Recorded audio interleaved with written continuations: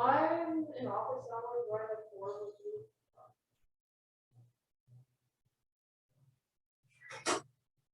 I didn't check my email.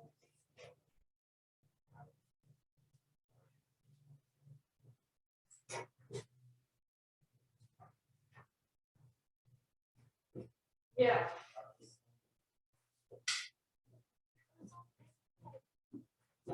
Other door.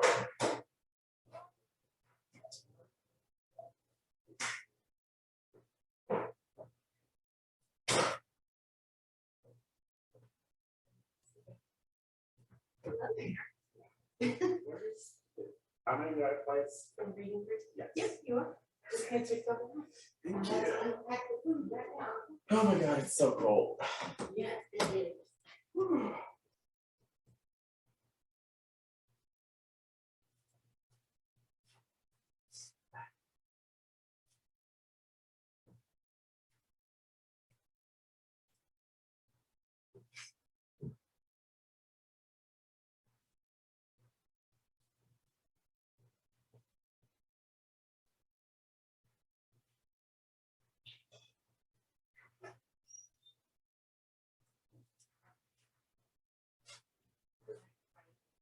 Thank you.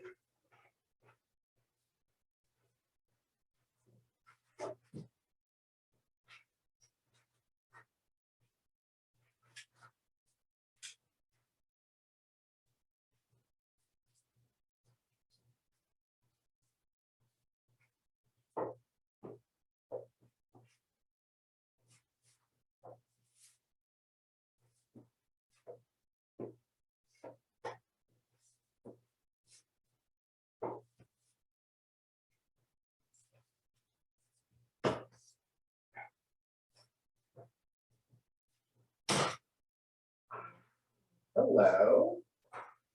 So really sweater. I can't tell you how much. You're reading it? Yeah. Oh, I love it. It's not fall. Let's agree on that, can we? It's not, it's colder than fall. I don't know. This is Like, fall here.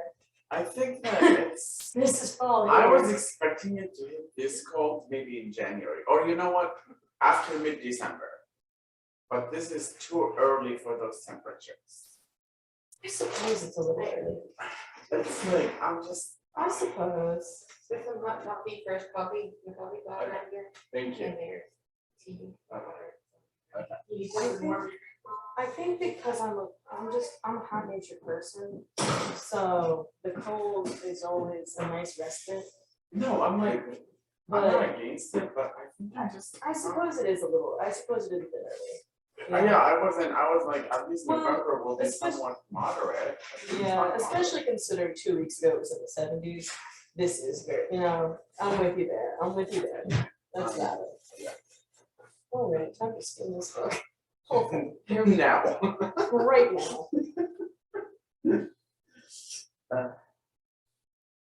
You're seeing real tranquil hours. This is how every aspect of my I mean, honestly, many people finish their doctoral degrees like that. if you're not doing it like this, like I don't trust you. Like, what do you mean? What do you mean Exactly. you didn't wait till Yeah. the last minute? Yeah, exactly. What? No, yeah.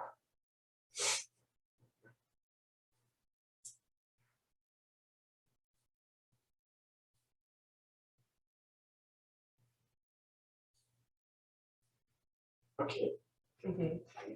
Sorry, I know you want to read this. No, I'm What do we feel about all those emails that Christy Cooper sends? I have no idea who Christy covers. I do not know who that is. Like, yeah, Aside from, well, why are you emailing me every single day? What?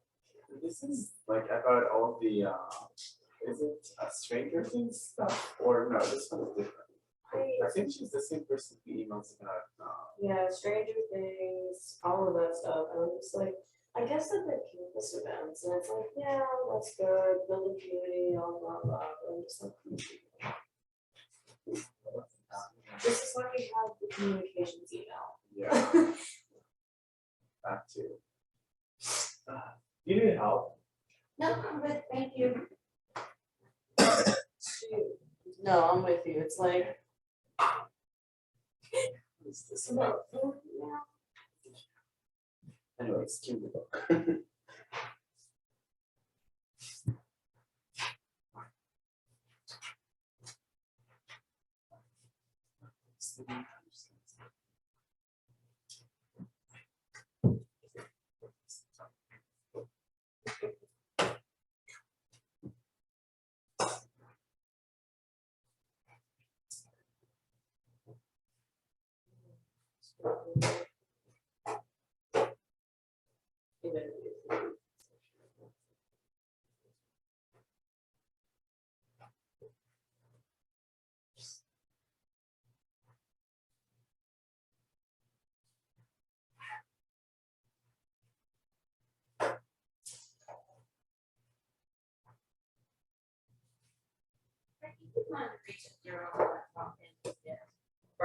Absolutely.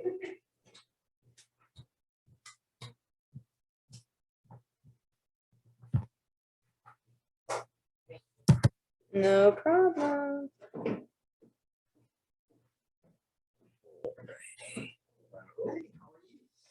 So cold. I'm always like talking Is about that it. us having a bad time? I'm just like struggling with it. Yeah. I'm not happy with it. I like the cold. I just was expecting it to be He was lying. this too. cold. Yeah, I was told that like in general, the cold here is not as bad. Who told you that it was moderate? I was Mild? like, Because whoever said that doesn't understand that temperature is a factor of weather. no, yeah, Yeah, it's but- also, isn't it, it's also, this season's weird. Because it's usually like, it takes a little while to transition, it doesn't go straight to being cold. No. It did do a That's weird, what I was telling Frankie is that it did cut real weird this year. I was expecting it to hit this cold maybe in past mid-December or even Jan, but like this is too much. Frosts are usually like before now, like November 15th-ish, Oh, is when God. frost, that can be kind of. Yeah, like frost before. weather starts, but it hits. Is this Yeah. frost weather? That was early though, cause it was like late October when that, Oh, that is true, it did frost. and it had that like real drop, and then it got a little bit warmer. But this is actually consistently being this cold right now, is a little, even though there's frost, it's a little weird that it's consistent. I was gonna say, you were saying it's weird that it's this cold, I'm saying it's weird that it's consistently this Yeah, cold, because yeah. it should have, what it was doing in October when it was like 70 and then 40 and then back to 60, like it should still kind of be doing that. Now I Okay. hate that. I hate that. Hi, how are you? How are you? Good to see you. Yes. We're just talking about the weather. Yeah. About what? The weather, Oh, gotcha. Yeah, maybe.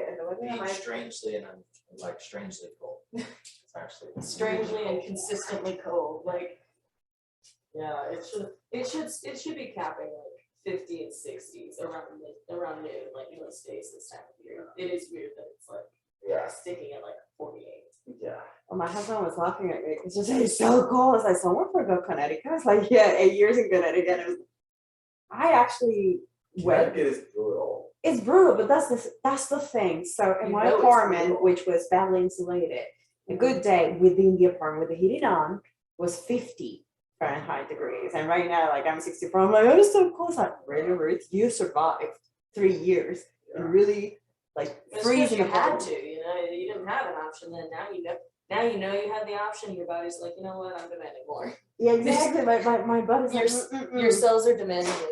Yeah, the year before we came here in New York, it started snowing November 15th-ish, November 20th, around that, and it just piled up the whole time. And then- and then it was- No. Bergen told me about this. Bergen's on here. Bergen. What up, Bergen? So I think they left, you admitted them, but I don't know what it happened. did. Bergen.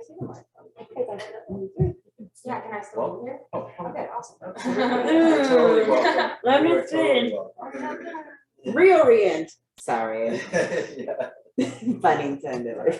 I mean, we didn't. The sound was off, so I we just don't turned have it on. I don't know if that's gonna do anything. It's So, not about setting it up. yeah, is this The table. the room steel? Yes. This is okay. This is the room where That look at me for confirmation. Because that I'm like, I should was know, but I'm not confusing. totally sure. This is where Steel Center stuff happens. Oh, Steel at Ender? Yes. Because the email said it's in Alice, which is this is building, this building, yeah. but then Marshall Steel is the name of the center, and the center is an abstract. It's like. There's not a physical location. This is Okay, just so it's generally basically, where Steel Center stuff happens. Ah, did you see that makes sense?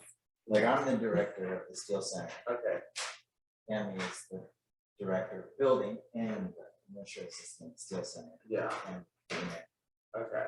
and other things too, right? Shares. Some other things.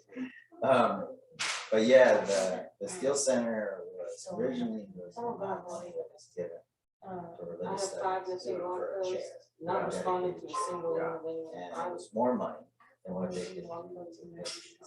Yeah. They decided, well, let's create a center. And the center is for I think the so. I've got academic like study 13. of I actually like that more. Yeah. Concentrate. All of Gibson. I still. You see what I mean? Pretty Yeah. much I need to And read it's all also the books, like, what that all creative means training has changed over time, but one of the things that's really important is start off, so it's like interdisciplinary studies. Yeah. Right, getting people together, talking about things we want to talk about, right? I'm excited. And cross disciplinary boundaries.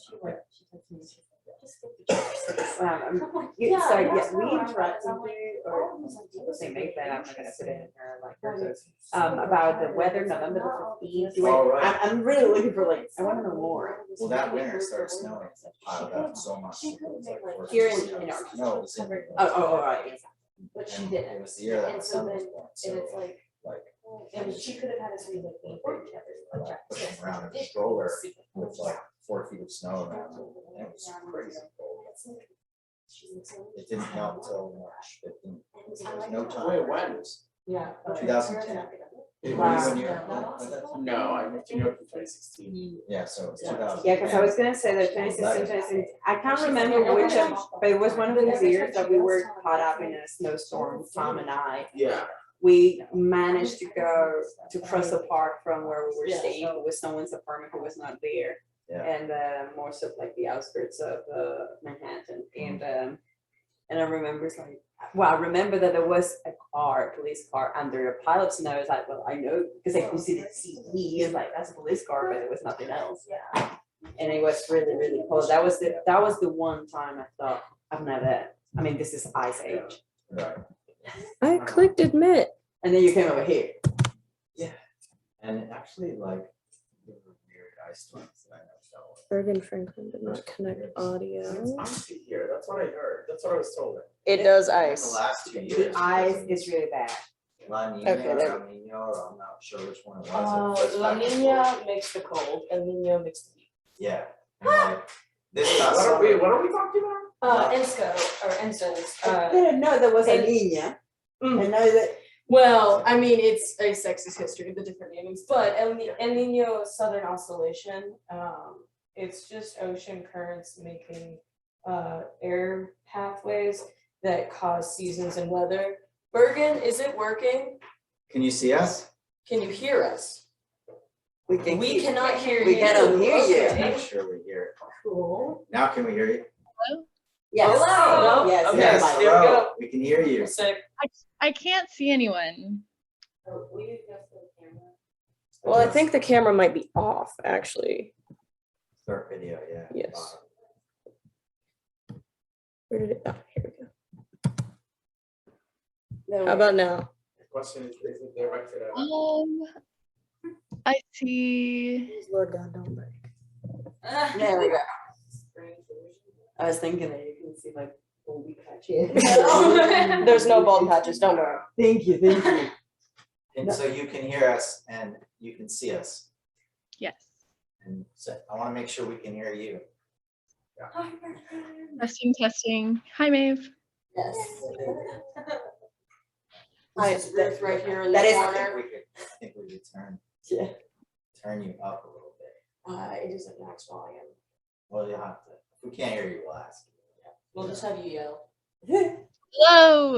Is that better? There we go, excellent. Let's do that every time. Okay, I'll try.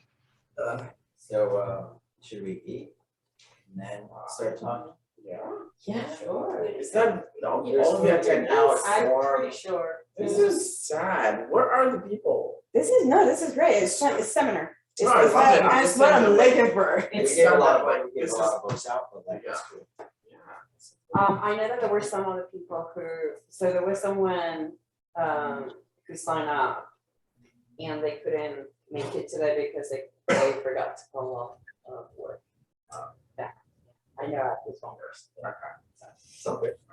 So help yourselves to some food. And It's too early to put in there, but I can always eat. This is lunch for me. I was like, haven't I had feel like lunch. Oh, it's lunch for you? It is lunch for me. I haven't had any Wow. food. there's burger on this Oh, this is. Now this is cool. So like. Yeah, you're you're gonna gonna be be Ethan. Hi. You're on both screens so they can see you from the other room. Wow, I feel like a celebrity. Yeah, you're like. Floating head. Oh, What was that? so now I'm back to this. All right. Is everything going okay? Yeah, if anything, my little brothers are just exhausting. So That's what little brothers do. Yeah. Well, I'm glad you're on here anyway. So. me too.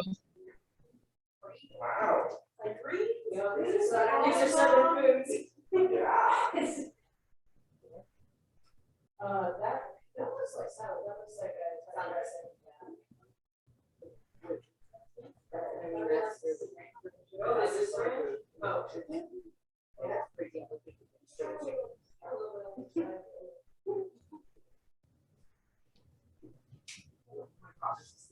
My Ohio life. I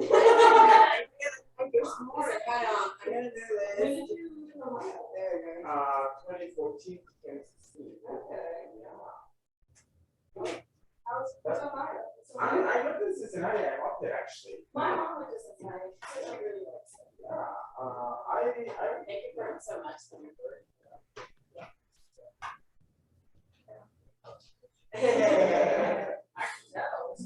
This isn't Afton.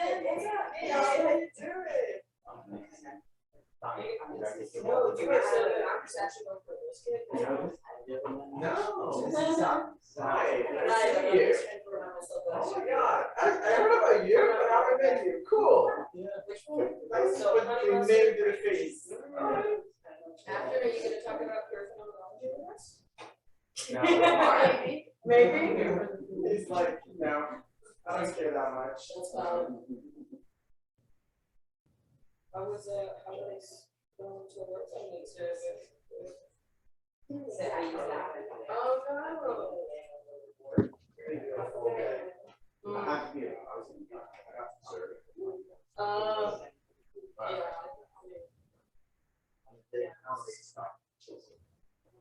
That's added to this, that's what we want to do. So that's a biscuit. Yeah. And really you can do whatever you want with it. It's kind of natural like that. So you Okay. can eat it plain. Okay. You can add your sauces to it. You can like take a bite of it with a bite of like a chicken or something. I know. Yeah. Very versatile. So what's this again? That is Italian dressing for your salad. Oh. Or you can eat it as You should hear me like that. I would like to. I gotta give a full lecture on why I hate that. I have beef lettuce. Like. I have beef lettuce. You have been with letters. Yeah. This is such a good thing. Alright, and then, of course, sweet tea. Always gotta get sweet tea. I realized that I took that plate. Honestly, I like it because it shows the. I think those were meant for It this. shows, yeah, it shows the journey, you know?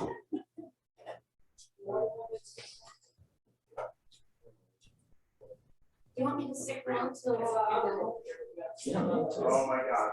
It's Yeah, let's do this after the. Absolutely. Thank you. Thank you so much.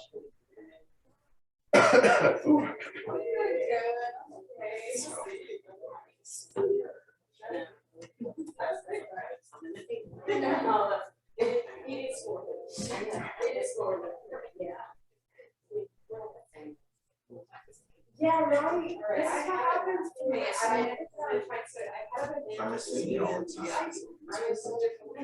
Okay. He goes to Root Oil Okay. in West Palm. Okay. There's like something called Arkansas Choice. Mhm. Send your students there, Okay. your kids there. So, Yeah. so we live west of here, in a different school district. You don't remember to use this. I don't know, this is another book. This is a different book. What is this? Nationalism, nationalism, and able nationalism. Wow. Ooh, that sounds interesting. Yeah. It's Okay. because I'm interested about the discussion today, because I'm intended to incorporate part of the framework in my chapter contribution that I need to submit for March, and it's about queerness and aging, and I'm incorporating disability into it. I have questions That's about, so cool. yeah. And when I was reading, I was like, oh yes, this goes there. Oh yeah, the politics implication, that's what I really wanted to talk about, but now I have this. That's so reference. cool. Gosh. Hmm. What department do you teach them? I want to see what everybody's plates look like. Let me live through you. Can you see? Oh my god, it looks so good.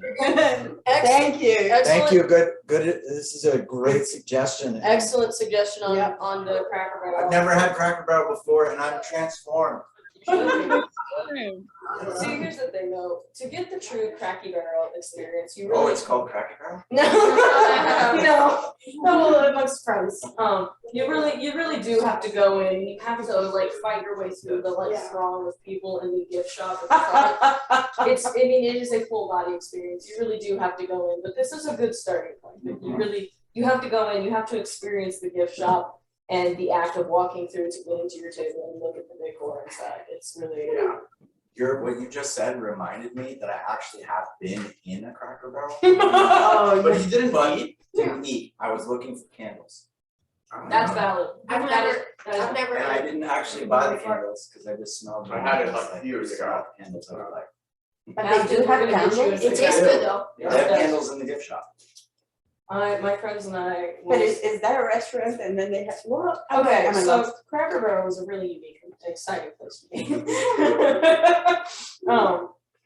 Yes, it is a gift shop and a restaurant all at once. So you are gonna walk in their doors and be bombarded immediately with overstimulation. There's gonna be so much around you. They've got clothes, stuffed animals, trinkets, Are they selling decoration. predominantly cheese? No, Is that? Did you get no, Oh, no. no cheese, actually cheese may be the one thing they don't have. So I am- Cracker Barrel cheese that you buy at the store is not from Cracker Barrel. There's Cracker Barrel cheese at the store. And like mac and cheese. Updated. I may be a little out, I've been to Cracker Barrel within the last year, like physically I felt like I was up to date. Do they still cheese at Bergen? Do they still cheese at Cracker Barrel? No, but I feel like it's one of those things that their mac and cheese and I guess like their cheddar is so iconic that they're trying to sell. That makes sense, that's probably what it is then. Yeah, I guess I've seen it at Walmart. Okay, that's I probably think what I've it is. actually bought it, but I don't think that I get my cheese at saw that it Burger, was. so. Yeah, I don't remember seeing the cheese being prominent. Yeah, it's not sold, so yeah, you go in and the first part is this little gift shop, so they've got like greeting cards, candles, a myriad of decorations, candies, like all kinds of stuff. It's crazy, like jewelry, kitchen appliances, supplies. Yes. Okay. You can furnish your house from the Cracker Barrel. And then you weave your way through there, and you have to fight your way through there, and that's how they get you, because it's while you're waiting in line and you're starving and you're like, I need something to do, and then you start buying stuff. It's really an excellent system. It's really, really ingenious. And then you go in and then you sit down and they hand you your menus and you order, and then that part's like a regular restaurant, it's just very cute, but it's great. It's great to go for breakfast. That's what my friends and I will like.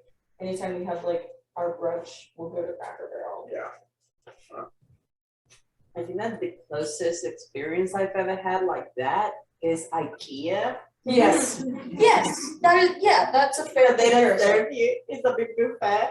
So you just get a lot of Meatballs and, I've never been to an IKEA, but I long for that. Well, yeah. yeah, it's just, no. You're missing out on the meatballs. It's- What, Bergen? I said you're missing out on the meatballs. Every time I hear about IKEA, I'm like, it's a furniture store, but the first thing anyone ever talks about are the meatballs, and I'm like, what is going on there? What is going on at this place? What is happening? How does it go from furniture to food? Yeah, I'm like, what is happening here? At the end, so you go through the store. The way it's designed is that you walk through it and only at the end, after probably walking honestly for like, I heard it's 30 like minutes. miles. Yeah, I heard it's like a long. you're just tired and you wanna sit down, like the way you would be after shopping for a few hours in the mall. Mhm. The only thing you would think about is the food court. It's kind of like. So kind of like the food court at Sam's Club? Yeah, Yeah. Okay, But also just on your way out, so. okay. That's, I think it's like fixed menu. yeah, yeah. Okay. They give you Swedish meatballs. I think this is more exciting. Yeah. Cracker Barrel's got options Like too. you buy them or they just give you? Yeah, you buy it. Oh. Because it's really you have to buy it. You have to buy it and, Yeah. what do you mean, like, I you, thought it was just different. you mean for? No, you buy it. Early on. it was. No. Wait, Swedish- have you Swedish not been? people are not that nice. I'm just like. I was gonna say, so what capitalist system just offers free food? Maybe someone else bought it. People who I buy don't know. I thought it was free. Yeah, no. Wait, so have you also not been to IKEA? No, I've been to IKEA. Indeed, But I remember he's saying it's different than here. I haven't been to the one the here. one that I went I haven't to in been to New one Jersey, yet. I for some reason remember going in. and I didn't see the one in New not Jersey. paying. No, I didn't pay. So I think you maybe should they're pay. paying. Maybe someone just got your food for you. Yeah, I'm thinking Melissa maybe grabbed that for Yeah, y'all. maybe. I think Melissa took care of that for y'all. Or I was just like grabbing free food. Or yeah, David's just like, oh, samples, just walking. But they have the same foods in frozen versions in IKEA if you wanna buy them frozen Yeah. as groceries. Yeah. Wow. So like they have the same meatballs they serve, you can literally buy them in frozen. I like what they did. All right, acted approved, excellent. Uh, No, my experience with IKEA in the US is online. So I just got You can buy it things. online. Yeah, Oh, I yeah. got it delivered Oh, because I okay. didn't have a car, so I really rely on the delivery system. And I used IKEA because I knew IKEA, so it's a familiarity to listen to that. Honestly, today, I really hate to admit it, because we even in our class today with Frankie this morning, we talked about Amazon and like how terrible they are. Oh my god, But yeah. Amazon offers amazing furniture options too, Yep. that are actually can be cheaper than IKEA.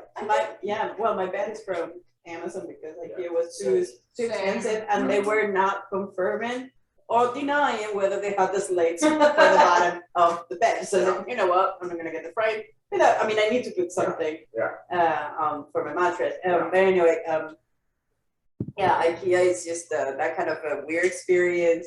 And I was saying about the Swedish people is, in a way, it's because it's not an inside joke. It's because there have been some I've read some articles Articles recently about it, and I in was listening to the Spain. podcast, and it was so funny. It was like, about they don't invite. So they it was go like to Swedish people, like they don't like if you You stay- you if you stay- go visit a friend's house and they're eating dinner, you sit in another room, like you don't eat with food is not a communally oriented thing. yeah. But it's also, but the podcast guys were like, but also like when you live in a society that does provide to where you have social welfare, can eat, then maybe like sharing food would take on a different meaning if you're not like necessarily systemically deprived of it. So Yeah. there was an interesting point there. It was.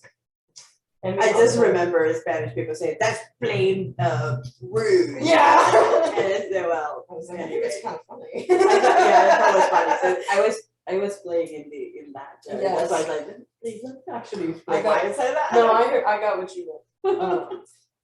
No. Amazon. They are horrible and evil, but the structure of the system and like the way it's built, I mean, if taken over for socialist purposes would be incredibly efficient. And so I'm like, And also getting specific books and Yeah. DVDs, I found that that's actually the best. And at times, like, I know I tried to get independent bookshops. Yeah, but like sometimes you can't, and like, and if you live in an area, like if you live in a food desert or an area where you don't have immediate access to like close grocery stores, like, and you have to drive like several miles to the nearest town or something, like, it actually can be more ecologically sound to order from Amazon because the way they're shipping routes. That's like, what I it's likely did that they're when more I- ecologically sound, actually. When I lived in Arizona, I didn't have a car for 10 Right. months. Exactly. My option was just to order groceries through them, and I hated it, but I did it, and I was like, you know Well, what? it's like, yeah, that's the option that you get. And they did actually a good job. The first 2 times I got to stop because I was like, it was a weird thing that someone would pick groceries for me, especially the veggies and like the produce in general, and I was like, Yeah. I'm just gonna go with it and see what happens. But Yeah. after 3 times, you actually learn which brands exactly to pick, even in the produce area. And then that's kind of like, and then once I learned that they had the option to not replace if they don't have it, I was like, okay, whatever, I'll just live with the consequences. But anyway. Trial and error. Yeah, so, So do we wanna? Begin chatting? yeah, let's do it. Can you hear us okay? Yeah, can I start with a few words? Yes. Yes, please. I had some things I want to say. Okay. Yes, So I was hoping that you would begin. okay, cool. I just want to thank everyone for being here. I know it's easy to be flaky and stressed during final season. I'm experiencing that right now. But it just means a lot to me. It's important to me to just create like community, especially for queer people and queer associating people, allies, just to be able to talk and have honest conversations. And so that's just kind of one of these avenues that I want to create with this group. And I have a quote to start us off. It's on page 178 and 179, the final 2 pages. And I feel like it really just says something for the application of what we're talking about and kind of my goals for helping facilitate this group. So if y'all are ready, I'll read it.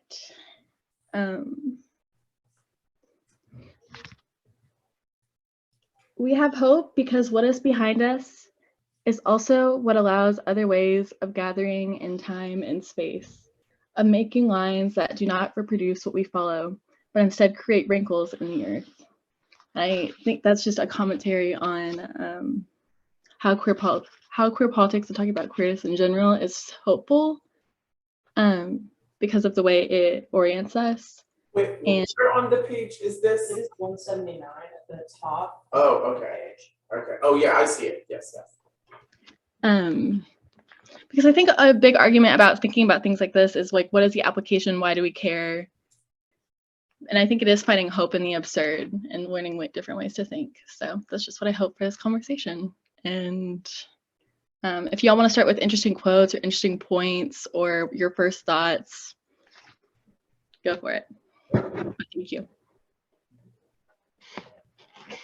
For me personally, I did not get nearly as far into the book, which was deeply disappointing. So we'll be going back through it beyond this point, but just the intro, like this is kind of my first dive into like phenomenology, really like studying it. So that was really exciting. Just kind of like thinking about what it was, and just that introduction of like on orientation, like try not to use the word orient, but it's gonna happen. Orient our like theories and understanding of like queerness and like the way to look at relationships. So it was really interesting. Add to all of those. What I didn't even think about it until I saw someone write that in their critique of the book or review of the book, that this is finally a book that actually like literally uses the word orientation in the context of sexual orientation. I was like, wait, what? We never even like thought about actually analyzing the word orientation in the context of queerness.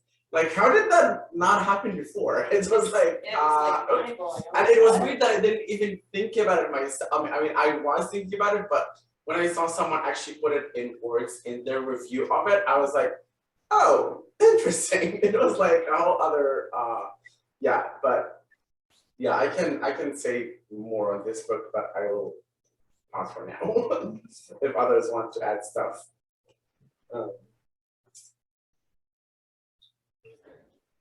I think that comment on orientation is such a good point, because I think that seems so intuitive. Yeah. So why did we choose this book? Can we talk about that? Like, why did we? I can say a little bit about that. Yeah. I was interested in getting into queer theory a little bit more and reading more about it.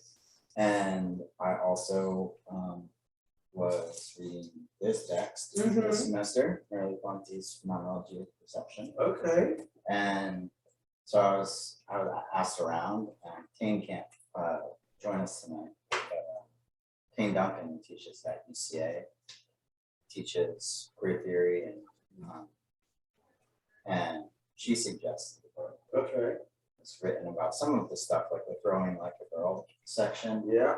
in there. She's written a few things about that. And then also other people who work on queer theory and phenomenology. So for me, like Bergen said, I wanted to like get into queer theory, but figure out how an area of philosophy would be applied to that. And this seemed like an obvious case. Yeah.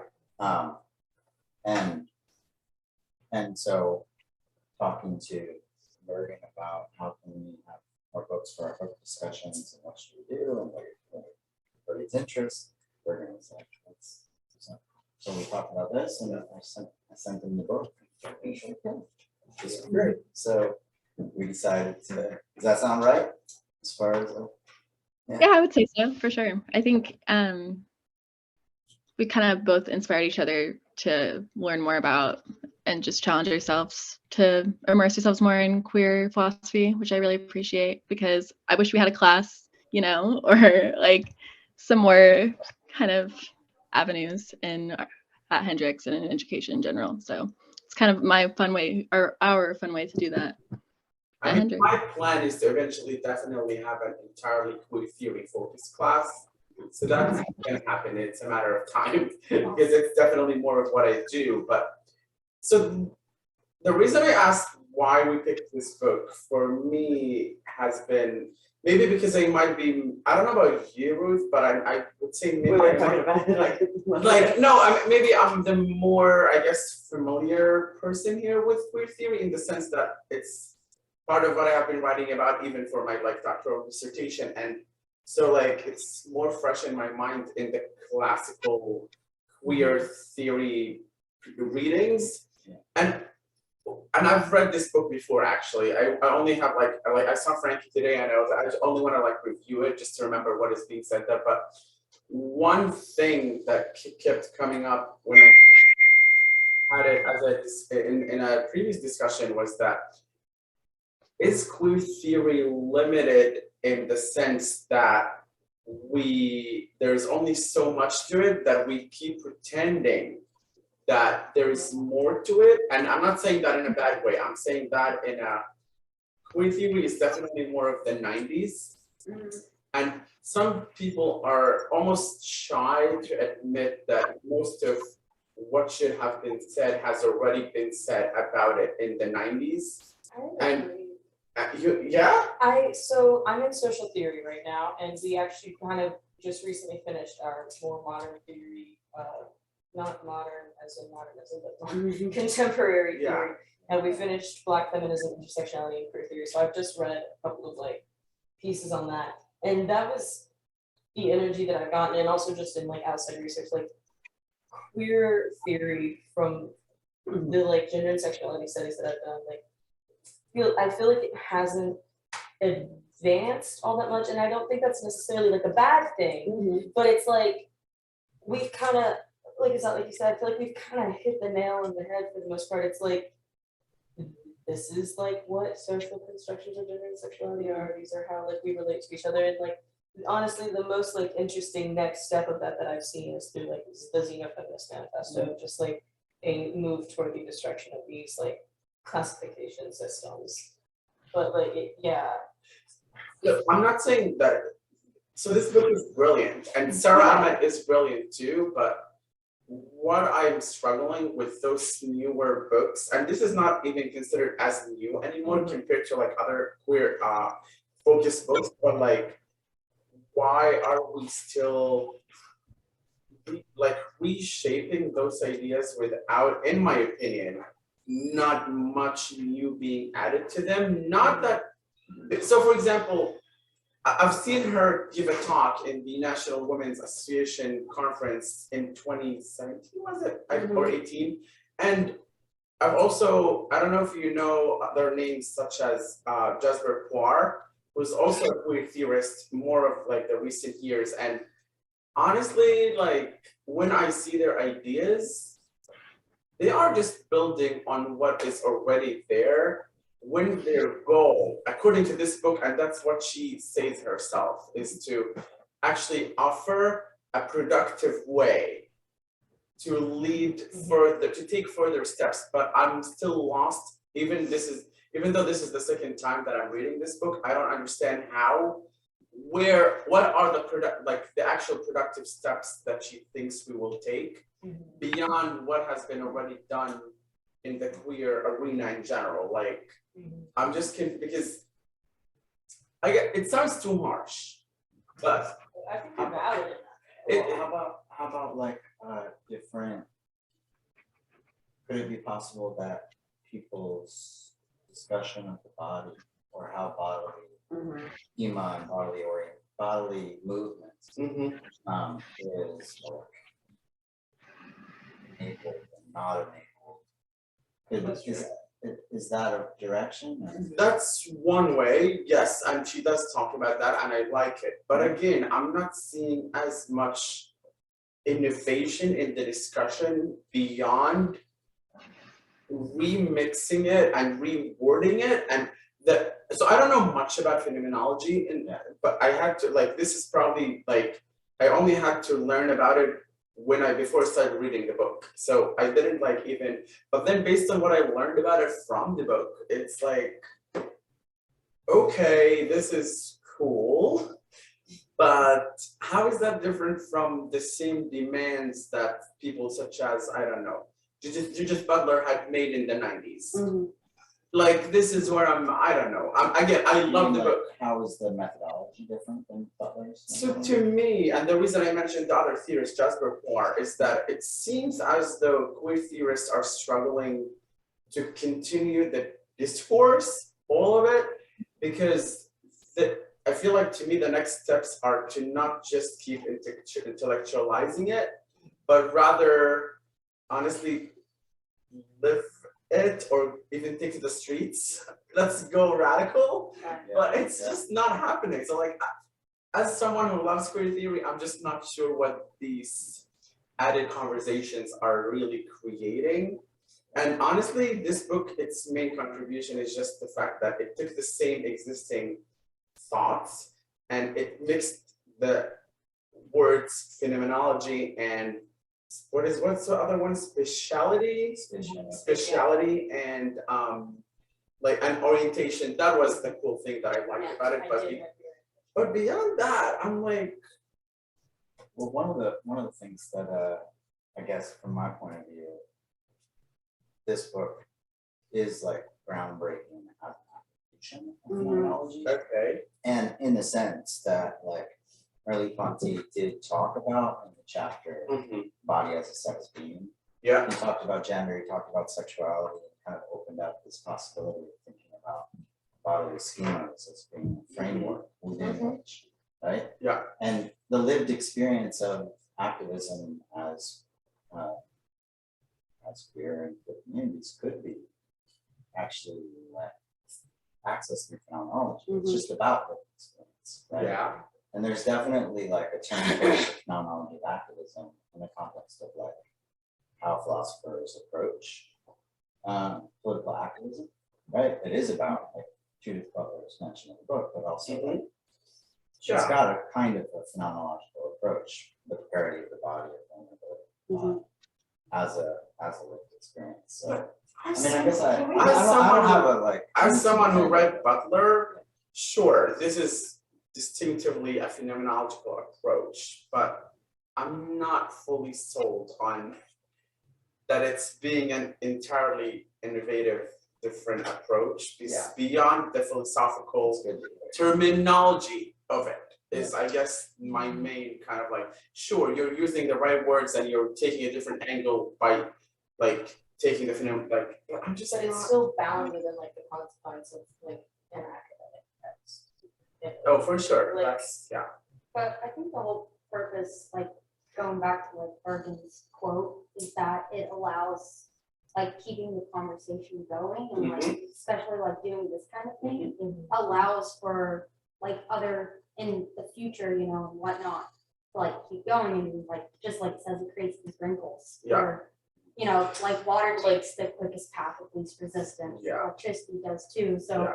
like people socially, you know, like, and especially like now in like 2022 as compared to like the 90s, you know, because of what happened in the 90s, we are able to like have these kind of books like this, Yeah. you know what I mean? No, that's true. It's good in the fact that it exists, because it's like, even if it's not necessarily entirely all the time, it's like, as long as there's someone still doing the work, it's like, it is important that the body doesn't die. But that reminds me of the, what she says in the introduction. I agree with you with that. I'm going to continue reading it, but I didn't get as far as I would have liked to. She uses the metaphor of the path well trodden. And so in order for these conversations to remain there, you still need to leave a trace to have the direction at least delineated for you, even though then she also offers a critique about it, because the problem is that then that is the direction and you cannot really go outside, or going outside, it becomes a bit problematic.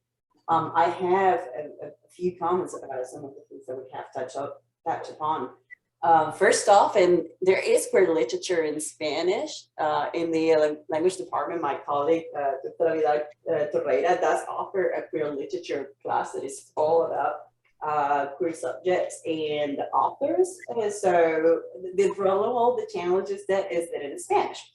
And to your question, my knowledge of queer theory is pretty much limited to a few texts that I have consulted in connection with the analysis of my own research, which was focused at the beginning on the female gaze as a way of look and perception. And so I was really excited about this because that's connect with my idea of representation and the way that we continue rethinking our ways of seeing and understanding the world.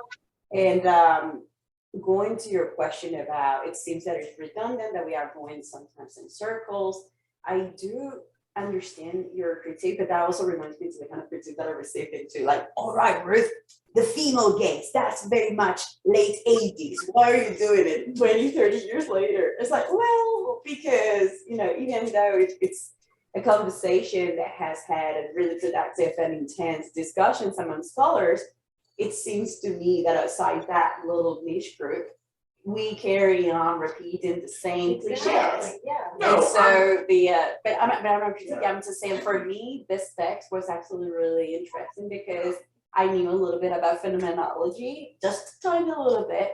And this was really helpful for me to rethink or not to rethink, to even give some language and contextualize a little bit better the analysis of this research paper I'm working on in terms of in terms of orientation. And so to me is a way, going back to what you were saying, a way of actually also making other people, the folks aware of these conversations that may have not reached their discipline, their domain, and open it up to others, other groups that can be included in.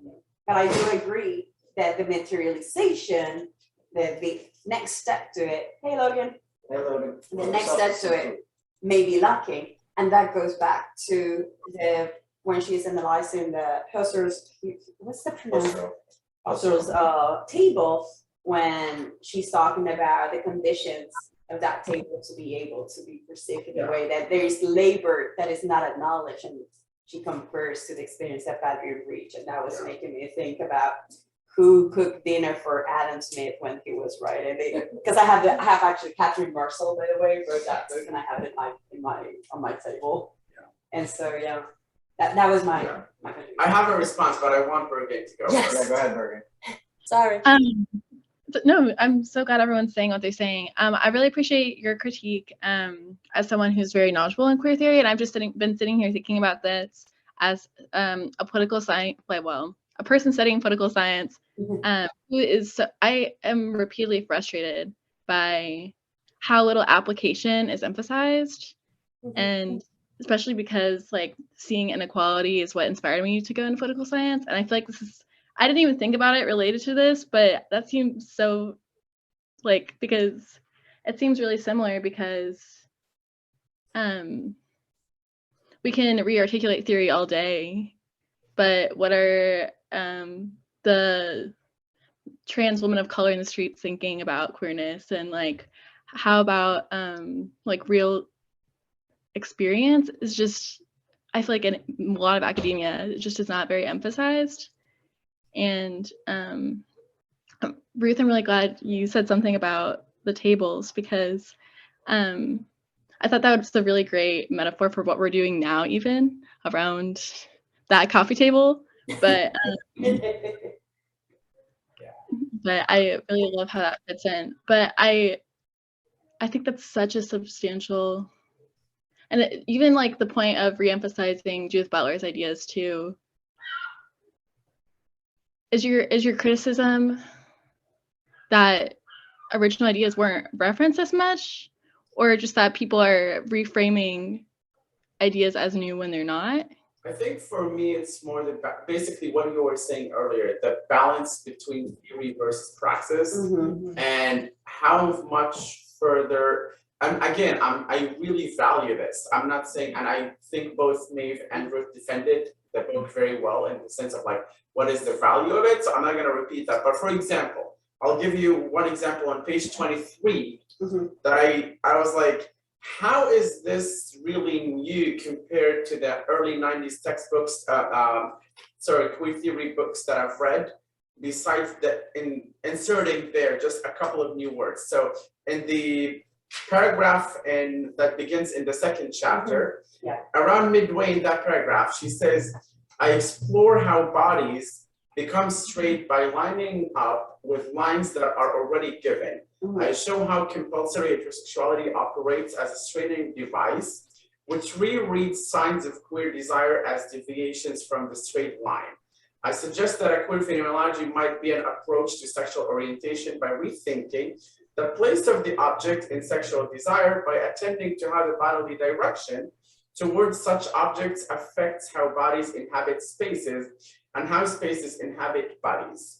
Like, I'm sorry, this is wonderful, but again, what else are you saying beyond, what do you mean by an approach? Like, I see this as a philosophical thing, but it's just said in an almost poetic, creative way. But to me, I think it stops there. Like, it's nice, but I was expecting more, especially from her. Like, she has become one of the biggest names in queer theory, and I'm like, what else are we actually talking about here? Like, this is before her transformation and leaving academia. Oh yeah. So I also think too, like, what is phenomenology's application? It's first personal accounts of experience. So as first personal accounts of experience, it's going to be an approach that articulates from the first person. So is this about her as an author then? Is this okay? So then that's, I think that's presupposed that there's a subjectivity that is involved in orientation. And how do you approach that subjectivity? What is the first person experience like?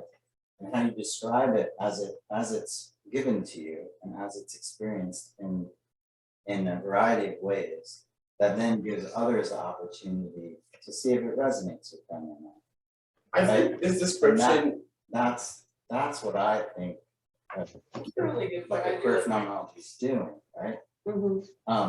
but then how is that different than the first-hand lived experience of the average queer person who lived through the 60s, 70s, 80s, and then the 90s when those terms really evolved? I'm still not seeing how distinctive or how that singular lived experience by that one person, I don't care whether it's subjective or not, how is it contributing or how is it different than the other lived experiences of queerness in general? That's where I think I'm struggling. Like, well, the assumption of the method is that one can engage in intersubjective collaboration with others, but Mhm. there is no average, there is no quantitative, there is no like structure of, like there's other Yeah. people who are we're gonna be able to turn them into categories and structure them. Yeah. So it's presupposing that she has access to her subjectivity and to her way of working through the lived experience of orientation in these private ways, right? Which I think there's lots to say about how it would differ, right? And Okay. I think phenomenologists are sort of committed to, hey, each person as they work through these questions, they could write their own book and come up with their own articulation of what this would be, right? Okay. And probably would be different in different contexts, and that's good. It feels like it's kind of doing Do like that. the right? meaning is the message kind of thing, like the fact that the book exists, like she wrote it, like it's like kind of like what you're saying, like I guess like that subjectivity. Yeah. And being an academia gave her a route to be like, hello, I have the ability to write this, and maybe like I think it makes all the difference, honestly, because like Yeah. not having like, well, I'm just agreeing with you, like that this book exists, 20 years ago, 30 years ago, whatever, like it wouldn't have, and so like as somebody who's like moving through this world and trying to like, like structure an idea of the world, if there's already like, again, these wrinkles where it's like the path of least resistance, that there's this path, but there's also this one and another one, and then it, that it's, I guess it's something that like you can take, I guess. But like, that too is also foundational to queerness. Like if you look at the classic queer theory, this is exactly what you were saying about like pretty much all of those three last comments combined are really what queer theory is about. It's about the idea that you do not have to obey any structures and you can be on your own in whatever. So that's why I'm like, this is a great example, but beyond being that singular lived experience person who had the privilege to publish it because they built some sort of an academic profile. I was gonna mention What that. else is being offered there? Like, I love her. It sounds like I'm almost anti-queer here, but I'm not. I'm very queer. no, I'm with like it's like you have the privilege of like having the privilege of being an academic, like to be in a space that allows you to write this. And even then. Ergen, you wanna say something? Yeah. Yes. I would be really disappointed if someone like I feel like you add so much by being critical. So no, you don't gotta apologize or anything. I'm not hurt. I love it. I wrote down some things because I keep getting excited and forgetting what I want to say. But something I thought really interesting to what you originally said was like, when I think about this book, I think about how it attempts to maybe centralize queer theory more by incorporating other disciplines, which we talked about. And my question, I guess, to everyone is, I guess the more centralized it becomes, more disciplines, access to it, like that is a good thing. But also maybe it deserves to be its own thing, or maybe it is like something not private, but I don't know. I think about like visibility and how that has definitely benefits, but it also has a lot of negatives, especially for trans people. And just thinking about queer theory, like, is it benefited by making it more applicable to more disciplines? Like, definitively? Is that a debate that we can have? I don't know. I don't know how I feel about it. I can tell you what I feel uneasy with. And I understand part of your critique. And I understand it from my position as contingency faculty. So talking about academia, I know that I was just telling myself, I like the way of writing of this text. It's sort of like similar to some sort of writing, but I wonder whether I will be getting a way to get published if I was not Sarah Ahmed. And I don't think that I would. And she does mention the background, the histories, and how that actually allows something to appear, to become available and at reach to us. But some of the things that make me a little bit uneasy, as much as I appreciate the ideas in the book, because it really helps me continue in analyzing, examining, reflecting on my epistemological approach to the way that I read my film text, my artifacts, the cultural artifacts that I discussed, and being aware that the way that I'm providing those readings is because of these directions that have been taken and the way that my interaction with these artifacts are reorienting the existence of that or the meaning of that artifact and myself as well. And I'm particularly thinking of this article I'm working on because a big portion of it analyzing the way that the queer subject has been sidelined and rendered invisible once again is connected to the fact that it's taking place residing in Nylon, which is where I'm from, and the location is being totally ignored and deforms it. I mean, anyway, the way that this book is talking, it provided me with the language, or at least a clarification in the way that I wanted to approach that. But what makes me a bit uncomfortable, despite the fact that I have said that it is true that it gives access to people who may not be familiar with queer theory and queer studies to incorporate those frameworks in order to adopt new perspectives of new directions in the way that they are doing or conducting the research. What may feel uncomfortable to me is one, on the academic side, how is utilized as a marker that signifies certain performative allyship that may not be real and that's not translates into material actions. And two, how would I say this?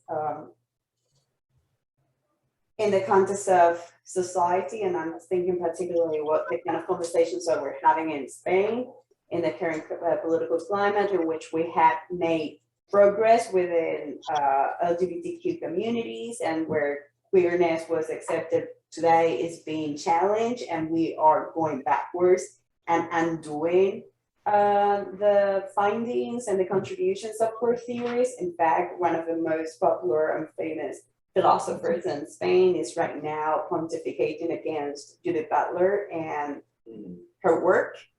And so suddenly this becomes timely, but I'm afraid that that is being used in order to keep the conversation at the conversation level and never again materialize those actions. Because as long as we carry on discussing the meanings of those concepts, action can be delayed. Yeah. Do you get what I mean? Yes, I yes. have that same concern, and I think that applies to like a lot of theory. Kind of what we're talking about, like theory itself has this tendency, like in a lot of activist circles, like, or particularly online activist circles, there's a big emphasis on reading theory, and I think theory is important. But there's this thing where it's like some people, there's kind of an energy vibe about it, that it's like reading theory is the height of like It becomes performative. yeah, exactly. It's like you need to read theory and know all of these names and concepts before you can go to the streets and like start actually doing stuff. And I think like I definitely agree, like it's text can be used, and it's like this book is so groundbreaking, this is all you have to read and then you'll get it. And it's like, oh, that's not and it's not that I think that's what Saruman is trying to do. I wanted most of all, I guess, is a phenomenology of breaking these spaces, of deconstructing these spaces. Because when I work in like, environmental activism stuff, I have argued that we should not be doing theory, we should not be reflecting on our values, and we should not be having conversations about what we should or shouldn't be doing. And we should be breaking the machinery of capitalism. Yes. And that is my actual personal view. So I'm fine with like, actually the phenomenology should be a lived experience of trying to destroy the structures of that confine people in lines and shapes and orientations and trajectories. And that's what I felt was missing too. It's like, why is it so, there are these moments where she's like, wait, but I'm not saying that you can't make someone uncomfortable. And I'm like, why can't you make someone uncomfortable? Why aren't the lines, why don't we just break the lines? Why don't we just change the shapes? Why don't we go out in public and make it the case that the way that the trajectories that are allowed to be followed based on certain, constraints of gender, sexuality, are just fundamentally broken, destroyed. Like, I don't mean like carefully with language. I mean just even violently. Yeah. So And I'm in- cool with that. I'm like, but I don't think that's. There's an academic tradition of not doing that. I mean, Yeah, that's but why, I don't that's think why Marxist text is like. But then what are, but then like, it's not just against theory, it's against like. Any action, but the funny thing is that she mentions Liz Gordon, Frantz Fanon, come on, Right. like those Yeah. are the Those are- ones who advocate for, chaos and sometimes violence is the only way forward, and So just. Logan, I do think there are phenomenologists who endorse that exactly. Yeah. And people who do have to work in this context, like in the phenomenology context, but Yeah, I agree with your critique. I don't think that Ahmed really goes far enough to like talk about how to break that orientation, the phenomenology of like how we can like break out of those structures that she like goes through so much pain to describe. But the only issue that I have with action without theory and not like contemplating it is that it often can result in supporting those power structures instead of tearing them down because we're not understanding how to actually break out of it. So I read a book about this is a memoir about the series of women from the Combahee River Collective, who are a group of Black and mostly queer women who had to fight to create this intersectional space within the civil rights movement because neither like the main civil rights movement being led by like MLK and Malcolm X or the women's suffrage movement really like encapsulated what they needed, and they had to work to define their own like theory and to create this like theory so that they could set themselves apart.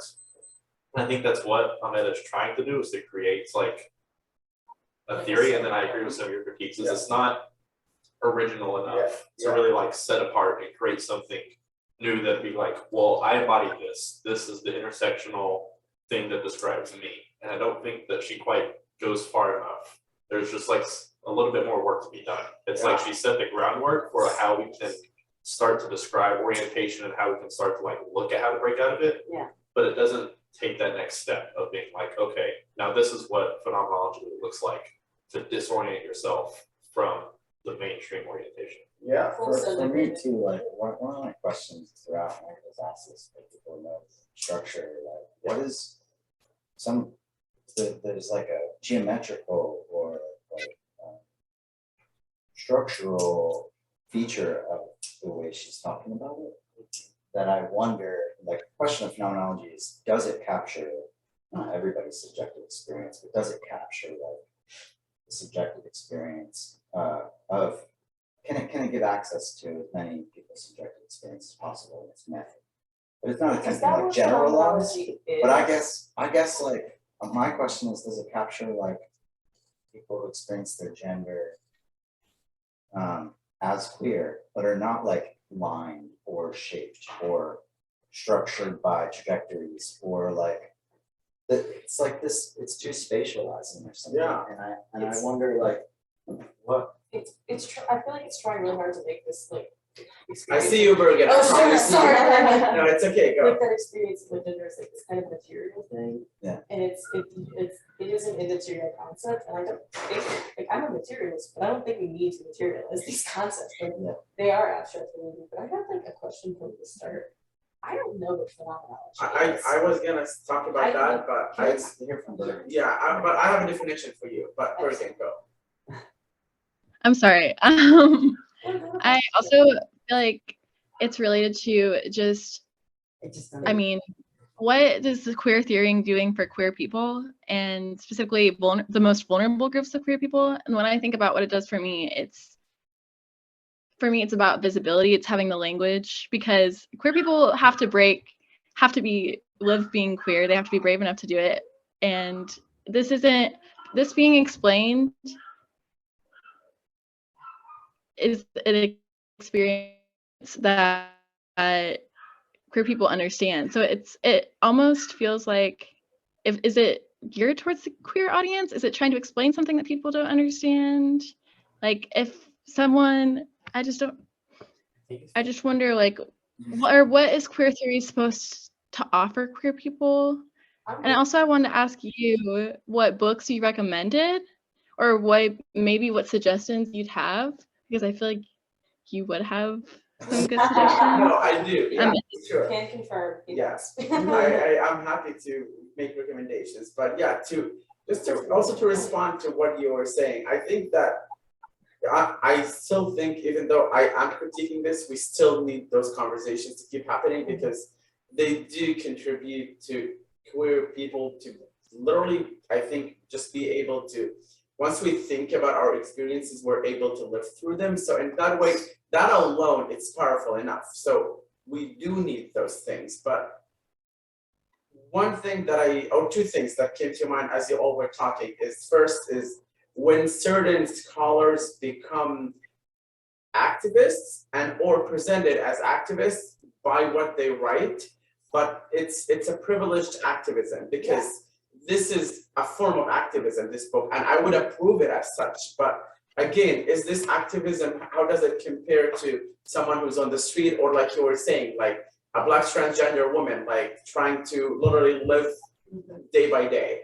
That would be one thing. And the other thing, to respond to what you were asking, the dictionary definition of phenomenology, I think it's actually really, we should have probably started with that, but I just went ahead and started destroying the book. Anyway, the definition of like just dictionary based, and I'm sure you will probably have more too because you read that book, which I have now. But it's the science of phenomenon as distinct from that of the nature of being.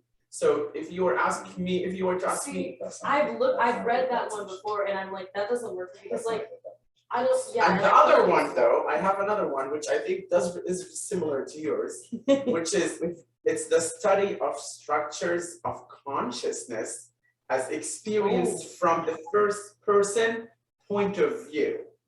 That is not what I've gotten from any of the phenomenology, and I have read it. Like I've done some theory. But what I would, what are your worries about both of those? So no, what I would say though, even though I don't know if I approve or disapprove of those, because I think you would know better about phenomenology in particular, but when I think about how this book can contribute more, I think that saying that, like grounding that being the nature of being, because queerness is presented usually by queer theorists as this is part of, like, to make it natural, to naturalize the queer I have a lot of body, and to like, and then she's saying, when I put it in this context, in the phenomenology context, I think she does make a point that if these discussions were to be addressed to non-queer people, it would be more probably even like scientifically grounded, I think, in a better way. So again, I also have good things about this book. But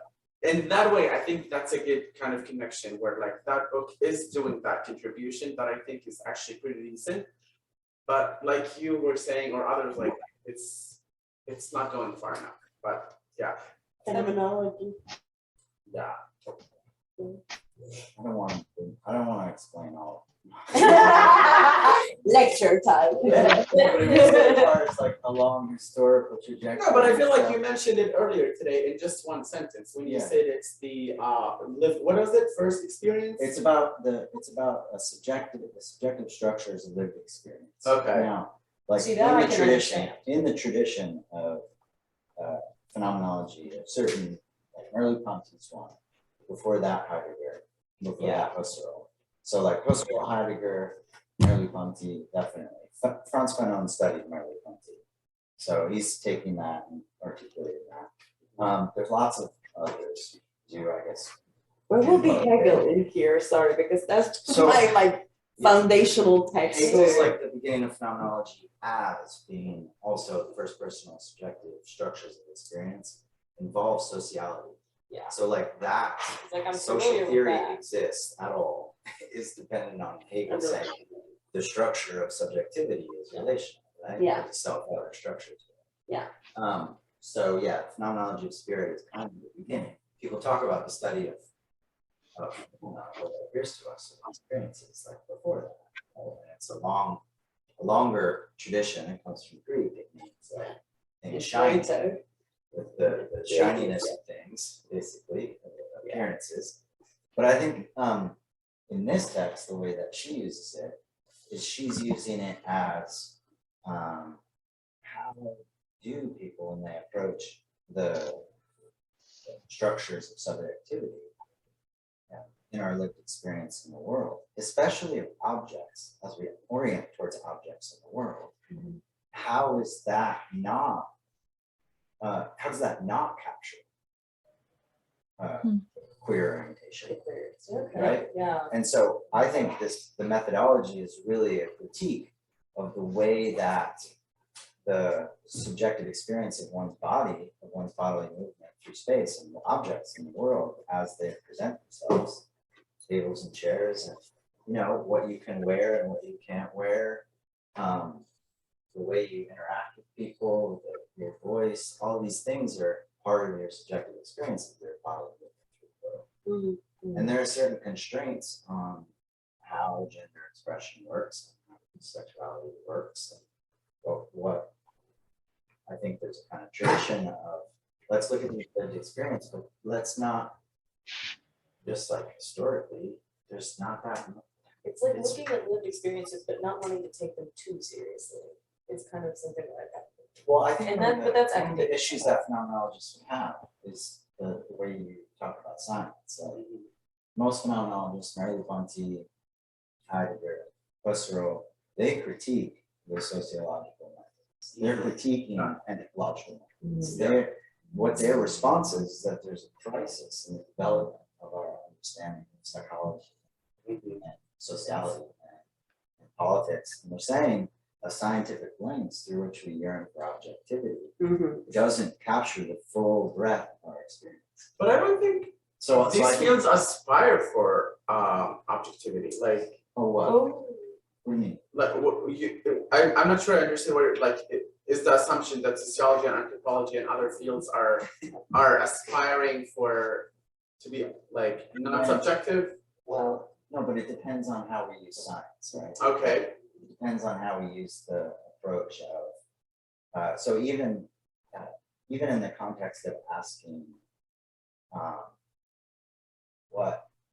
what academic thing ought we to do to be present, to be activists. Right? Like we can ask that question, but it presupposes a way of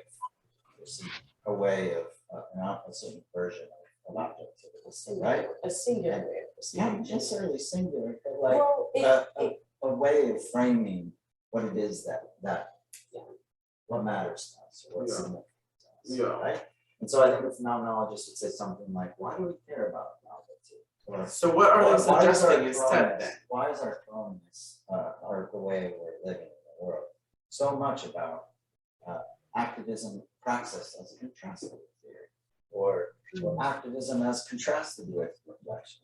But then my question as someone who's not fully informed on phenomenology would be, beyond saying that the core perception of everything should be the subjective lived experience, what else are they offering? Like, what does that lead to?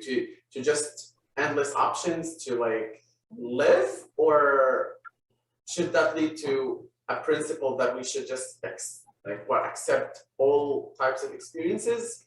But we also know at the same time that this has never been the norm in human history either.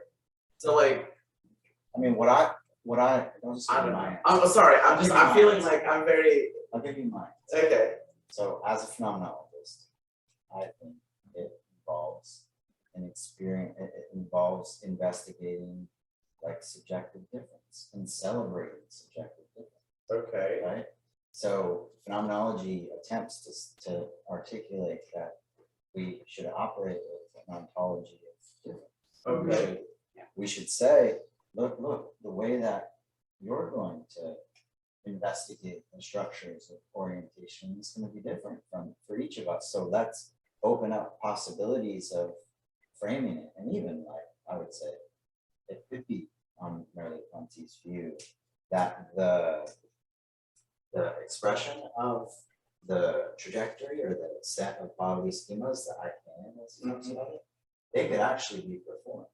So Merleau-Ponty is explicit that the bodily schema is is an artistic expression. Mhm. So given the set of bodily stimulus is an artistic expression, Yeah, my philosophy could be something that's performed in public, right? yeah, As a form of activism for other people to see, whoa, this person is Yeah. is reorienting spaces in this way, Yeah. right?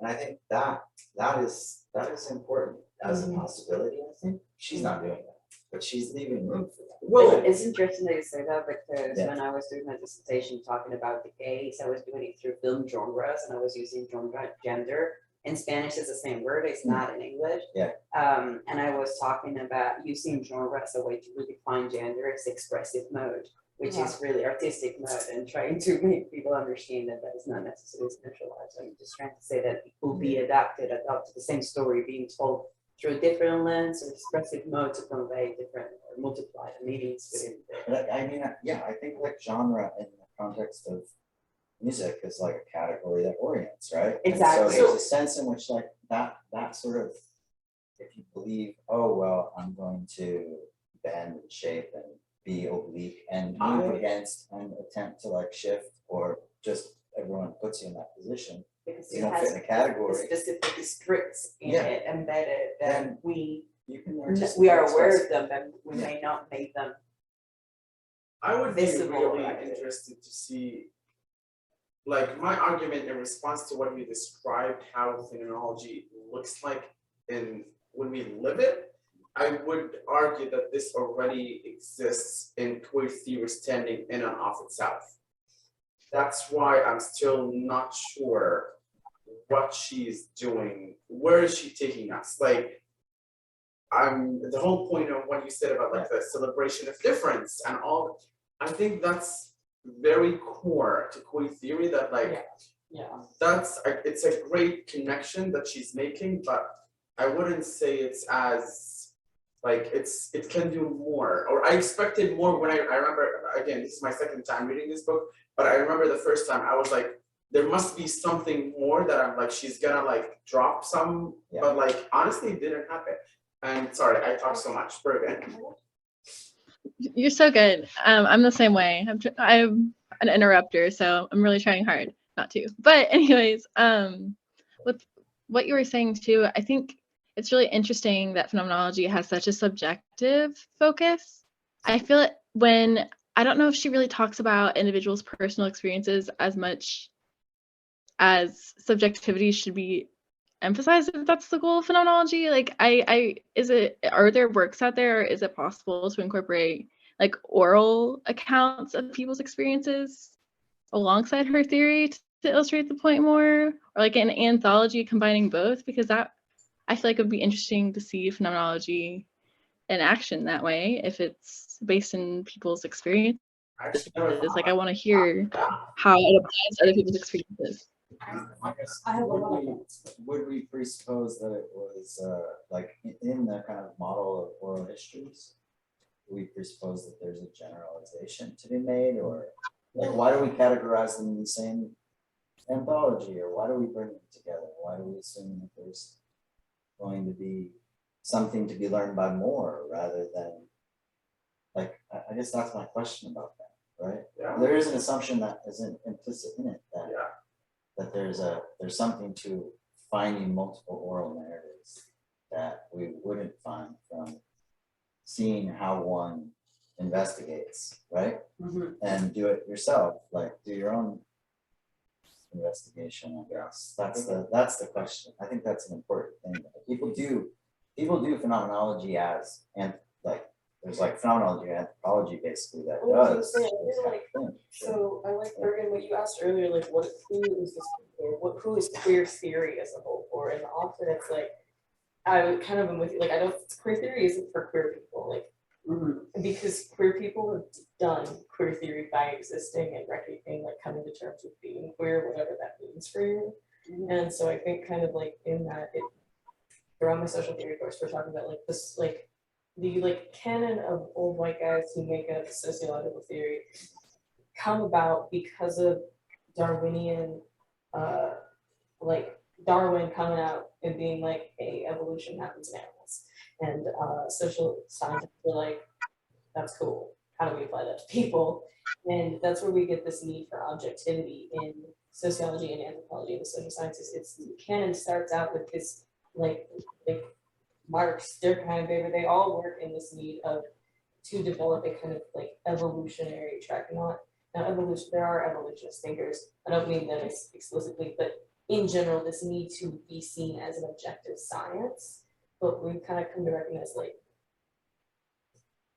even like science, like natural scientists, like physicists and stuff, have more awareness. They're like, they don't refer to their work as objective as much, but they also don't refer to it as subjective. They just kind of aware like things that we observe in nature are still subjective because you're seeing them with your eyes, but they're confirmed by other people seeing them. And so in sociology and anthropology, there's an increased push for narrative as evidence rather than like statistical data, like narrative as evidence for recognizing the subjectivity of people being studied and recognizing the researcher's role in that subjectivity being in that community and how that affects it.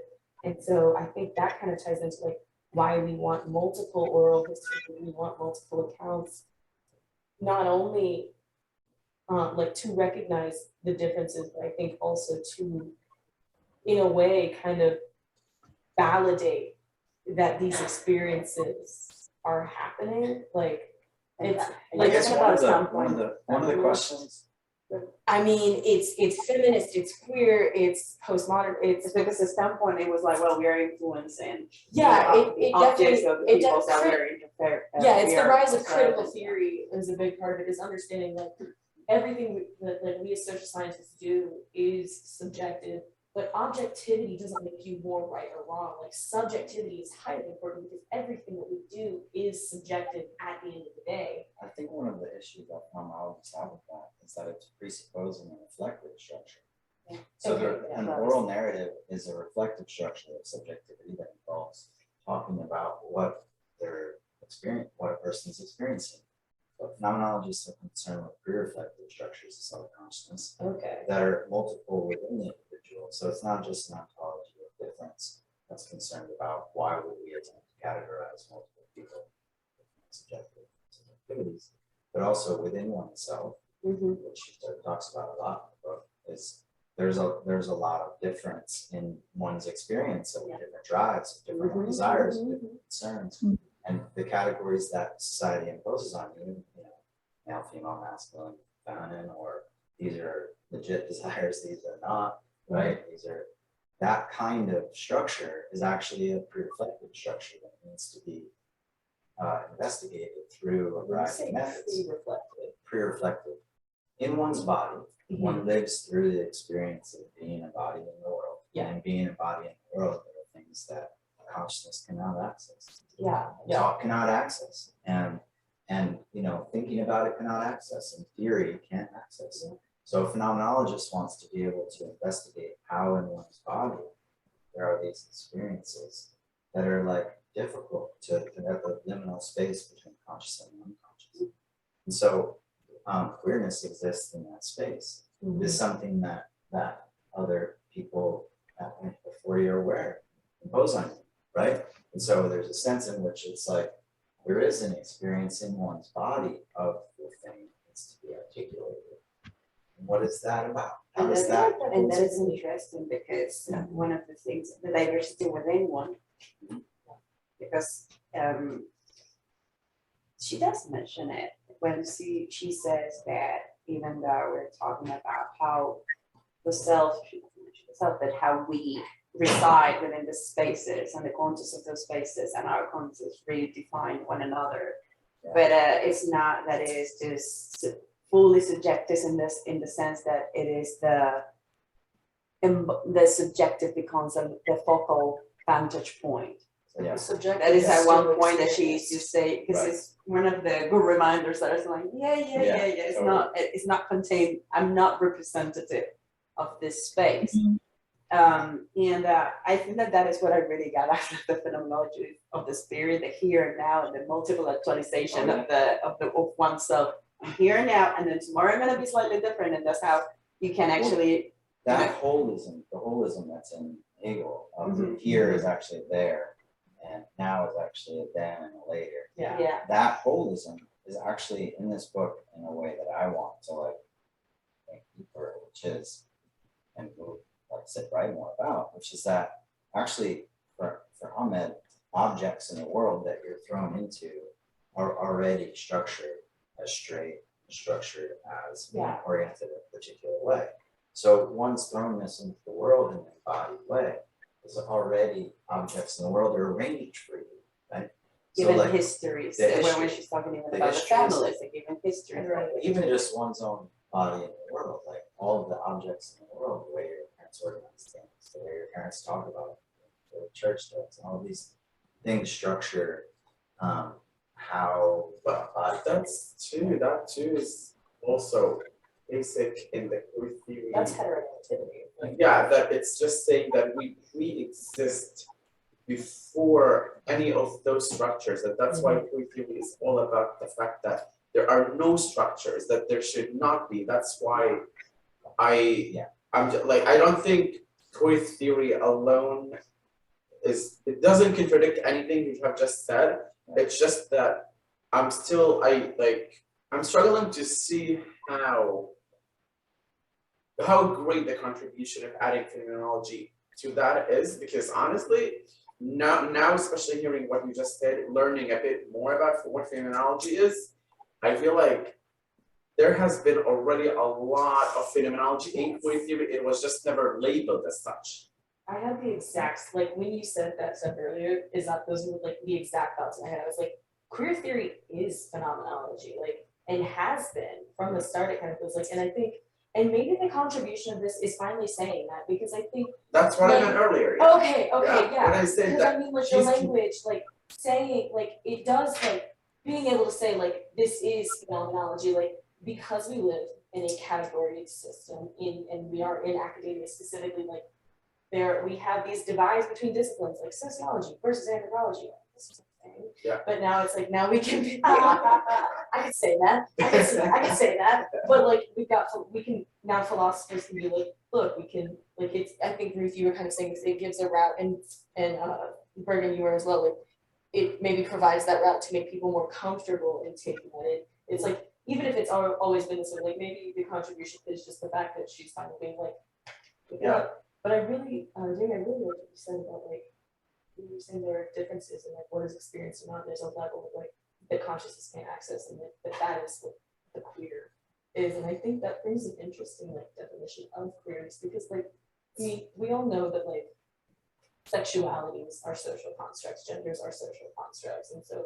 But I think it's interesting that space that we can't access, but that we do embody as being queer, brings it like really. Brings an inclusive aspect to queerness. It's like everyone has queerness, regardless of your orientation. And I think that could be a nice contribution like, to theory, to like being like, look, we all have this queerness because there are parts of ourselves that we can't access, but that we have.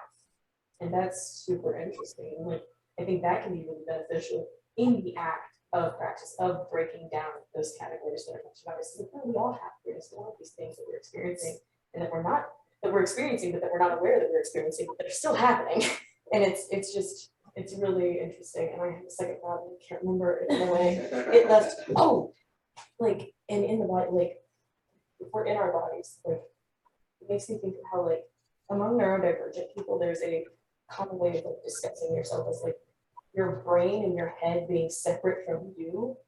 So it's like, I think sorry, that reminds me of a conversation with my therapist. Yeah. Mine says like, you need to put these two together. It's like, I'm like, for me, I'm like, my brain is very separate from me in a way because it like actively works against my well-being. Like, she's sad all the time. And she is a she. I'm the baby, she's a she. And that's a weird thing. Are you sexist against her? I think I might be sexist against her. Like, maybe that's something. No, she's not actually a she. She is a she ungendered. It doesn't actually mean anything. Yeah. It's fun to say she. Yeah. Because there's no he in me anywhere. But that's. But yeah, from phenomenologist's point of view, there's thinking about the brain as being the locus of the person Yeah. is actually an objectification of science. It's an Yeah. objectification of psychology. Yeah. And so the point is that there's a structure of personality, of identity that shouldn't be reduced. And the Yeah. objective body is a body that is structured by, in Merleau-Ponty, the objective body is a kind of scientific body.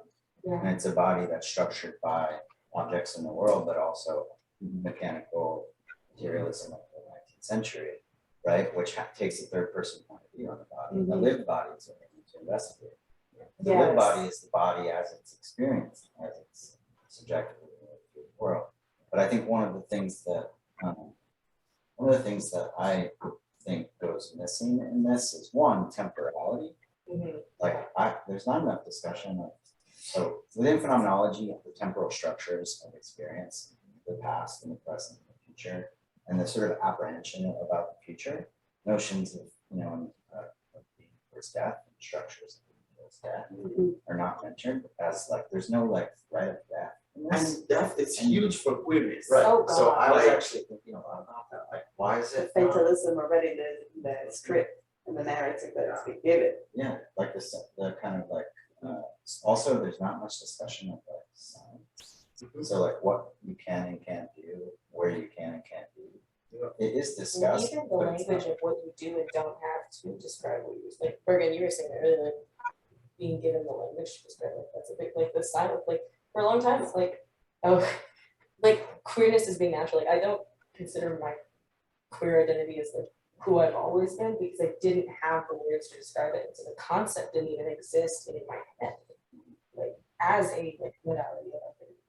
So I think that's a big part of like this too is like the access to the like knowing that the concept exists to consider the possibility of being it. But I think that you theorize with your body, with your embodied experience, Yeah. because there are people who do not have access. Because that lead us to have questions about epistemic resources and epistemic justice, the ability, the access to that language. I think that something that helps me when I'm reading this text is because it gives me concepts and language that I have thought of, but I haven't verbalized in a way that I feel confident, and then it provides me with the language of an embodied experience that I have already lived through, that I don't know how to make sense out of it. And so, and it makes me, sorry for bringing back my therapist, but I also remember having, like, 18 years, like when I was 18, me talking about myself as a multiplicity of Ruth, and she telling me that I had to put them all together to have this one unique, only voice. And I couldn't really understand that because I said, well, but I am me, and this particular location, and this is me, this other particular location, and those two me, and there were more me.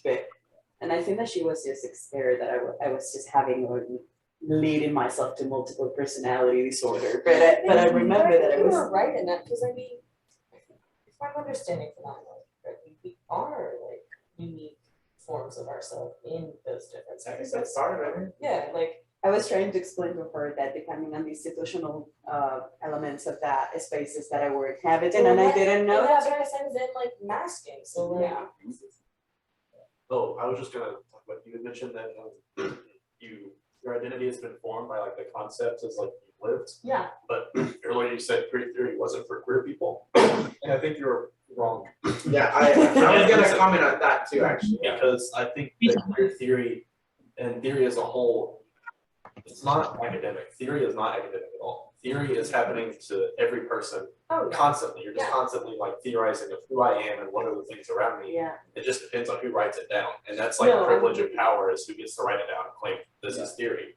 But I Exactly. think Which That's- makes it academic. Which is what I was talking about epistemic, but knowledge, that there are different modes of knowledge and production of knowledge, and the oral histories is also knowledge, that the problem is the temporality Power relations. of I it. think you get a good point. yeah, I do think that's one of the reasons we need books like this is because they do just like conceptualize certain things that like allow us to think about it in a certain way and be like, this, I can now view it in this way, and it gives me more information about myself and the world around me. But There's a book applying phenomenology to philosophy of black aesthetics by Paul Taylor. And he really critiques like the phenomenology of visuality right? It says like visuality being the central thing doesn't allow, it's talking from the point of view of like the emergence of the Harlem Renaissance and jazz and stuff like that. Doesn't allow culture of music to thrive. And there's this like all this discourse around like, well, you know, is this art is like only painting, drawing and this shit, and like music, that's like can be fluid. And it's what, you know, and that kind of contrast and sort of the Harlem Renaissance, like, it's messed up. So let's do a phenomenology of like, why do we privilege visuality in audition rather than touch and rather than moving into like talking, there's something about funk, and funk is like basically moves the body, doesn't like that. But like that, like when I read that, I was like, wow, that completely transforms my way of accessing the music, right? But I don't know what that's like. In the sense that I don't know what it's like to be excluded by those mechanisms, right? In I think though in this context, it's like there's available to people to investigate, like well, maybe this is can be read and then like thought about, and phenomenology is not straight anymore. Like it's not anymore, right? And it's not, and here's this possibility, right? Now this can be applied in different contexts, and it is, right? People apply. I guess it's also just like how does I mean my big question is like how does philosophy ever shape it? Right? Like like if this is really about how relevant is philosophy, right? Then the question is like we've been around forever and we'll always be there, and our relevance will be welcome to us. Like we read old books, you know what I mean? And so there's a sense in which like reading old books and being in all manners of relevant is like, but then also too, it's like there's lots of other cases, right? Also suggests like an inherent meaning to existence, and it's like I feel like kind of being like, oh, is this relevant or not? Like, does this need to exist? So it's like, well, it does, so do something with it. Well, but It does also exist. too, you should let me. Yes, we should. Yeah. Sorry, I'm so sorry. I was just gonna say like, well, like with your music example, like take funk for example, right? Well, whenever funk first came around, I mean, it sounded wrong because it wasn't classical and it wasn't this and it wasn't whatever, you know? I think like applied in this context, like if there's only one path that we're ever shown that this is the way naturally humans are, which is straight, heterosexual, whatever, then for people who are queer, whenever they're like trying to live those lives, they feel wrong, you know, like it's like this place and it's just like funk music. Like it's like, oh, that's just not right to the ear, you know. But like, why is it not right to the ear? And like now, you know, in 2022, we'd be like, the world would be nothing without jazz, you know, and just like would be nothing without all these books or discussions or whatever, you know. Yeah. And something that like as someone who just walked in to Ellis today, not really knowing what was happening at 4 o'clock. Thank you, Bergen. Like for me in particular, like I just think it's crazy that we're trying to like draw these lines in the sand and be like, these are how humans are objectively, put the shape in there, you know, when like I don't know. It's just it shouldn't be this complicated. You know what I mean? Yeah, Human it's beings like, are just humans, just like a river just moves, just like the pond just goes. You know, it's just it's like in trying to make those lines in the sand too categorized. It's like you're making it too complicated by being too simple. Like just let it be. But the way that like humans have been, like everything, like building all the way up to this moment, like the reason why we have to have these books for clear phenomenology, you know, like there's not a straight phenomenology book out there, you know, and that's because everyone's like, all oh, well, duh, yeah, because it's all that way, yeah. So I don't know, I just think it's like, except for that passage in Merleau-Ponty. It's like, here's this possibility, which is actually legitimate for him. Possibility. Well, and I think this is related. Oh, go ahead. Go ahead, Bergen. There you go. Bergen. Okay. I also think this is related to, I don't know, I always have elitism on my mind, and I always think about how people with education think their voices are more important than those with experience. And something refreshing to me about queer theory is it's so based in queer experience. I don't know. I think at some point does it become so complicated that it I don't know. Because at one point you want to describe things accurately and you want to give your best chance at that, but on the others, like, I don't know, I feel like the average person should be able to read a queer theory book, or an average queer person, and like, I don't know, something about it being like not applicable, but just for people who can't understand like phenomenology or language. And I think that's something interesting about queer theory in general that we've been kind of insinuating at, as it has kind of gotten at phenomenology without really saying it, because I think both are just like really aligned. But I don't know, how do we make it not so elitist and lost in academia? And I don't know what queer theory's place is in that.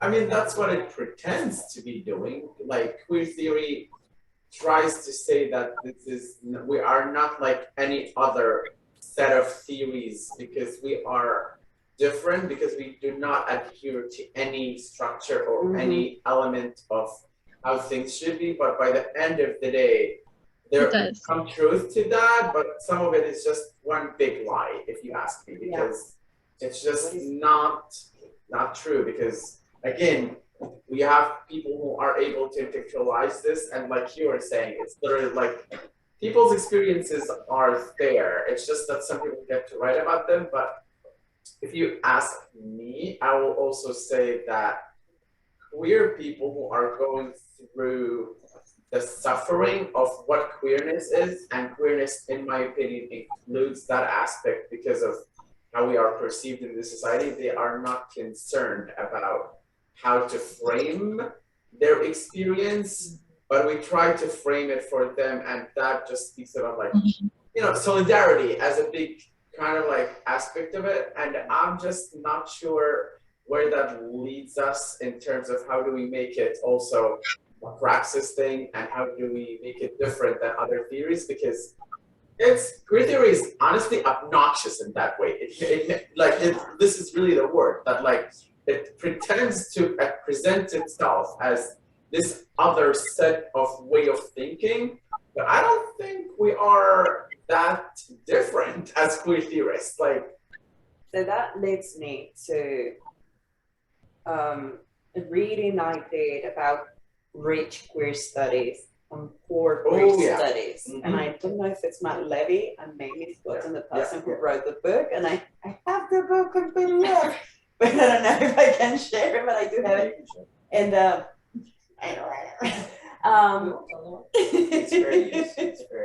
It's very useful. Well, I'm pretty sure that the person who wrote there's also poor queer studies, by the way. Yeah, poor queer I thought you studies. said rich queer studies. No, because this person is writing about and advocating for poor queer studies. He is actually working. It's written by a scholar who works in some district in New York that lacks the access to resources, and yet he's got a vast, diverse community of queer. Is it Matthew Brent? Yeah, that's it. I said Matt Levy, and I was like, I'm pretty sure that that's someone else. Yeah, I guess one question I have then is this isn't a book of theory. I wouldn't consider it. This book? No. Not really, but I mean, where you're talking about it, this is a book of, written by philosophers, for philosophers. It's to critique how phenomenology is structured. And I would say it's using queerness as a case study to apply the philosophical phenomenology as a philosophy. No, I mean, but I would say it's still phenomenology is also, to come back to this before, though, I think it's actually part of the critique of how it is that it goes missing. Like, it's not just that it's applied, it's that it goes missing in certain contexts. So the proper way of doing it is it goes missing in psychology. So when we frame what it's like to generalize over subjects, figure out how they orient in the world. Phenomenology is there to say, hey, wait, you didn't reflect on enough difference, and enough like, different ways to describe this. So I think the task is like, this task is like, it's like an infinite task. Yeah. In the sense that like, it's not done when the book is done. Mhm. But I also think that it's, I think it is for academics. Like, I think it's for other philosophers who, and the real challenge from my point of view, like personally, this helps me to understand from the point of view of reading this, my own gender, my own sexuality, and going through it transforms me by reading, right? Yeah. It transforms like how I understand, not like even at a theoretical level, at a embodied level, right?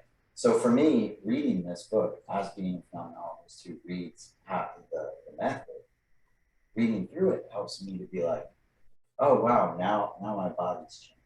Or if I were to do something else, read something else that were not phenomenology, maybe it wouldn't have that effect.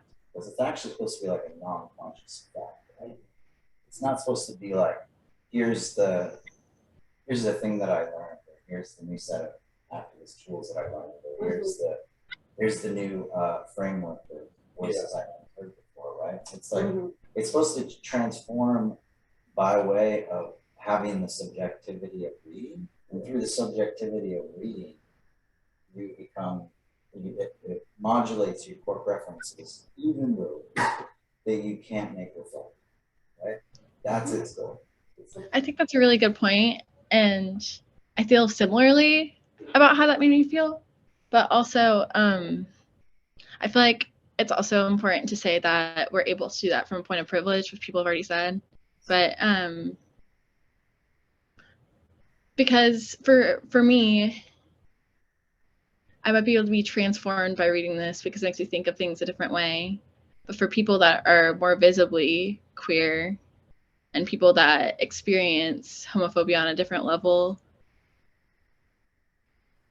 I almost feel like you have to transform on your own for survival. Like transformation becomes survival, embracing transformativeness becomes survival without reading this book. And So that activity too, like. Yeah, I know what you're saying.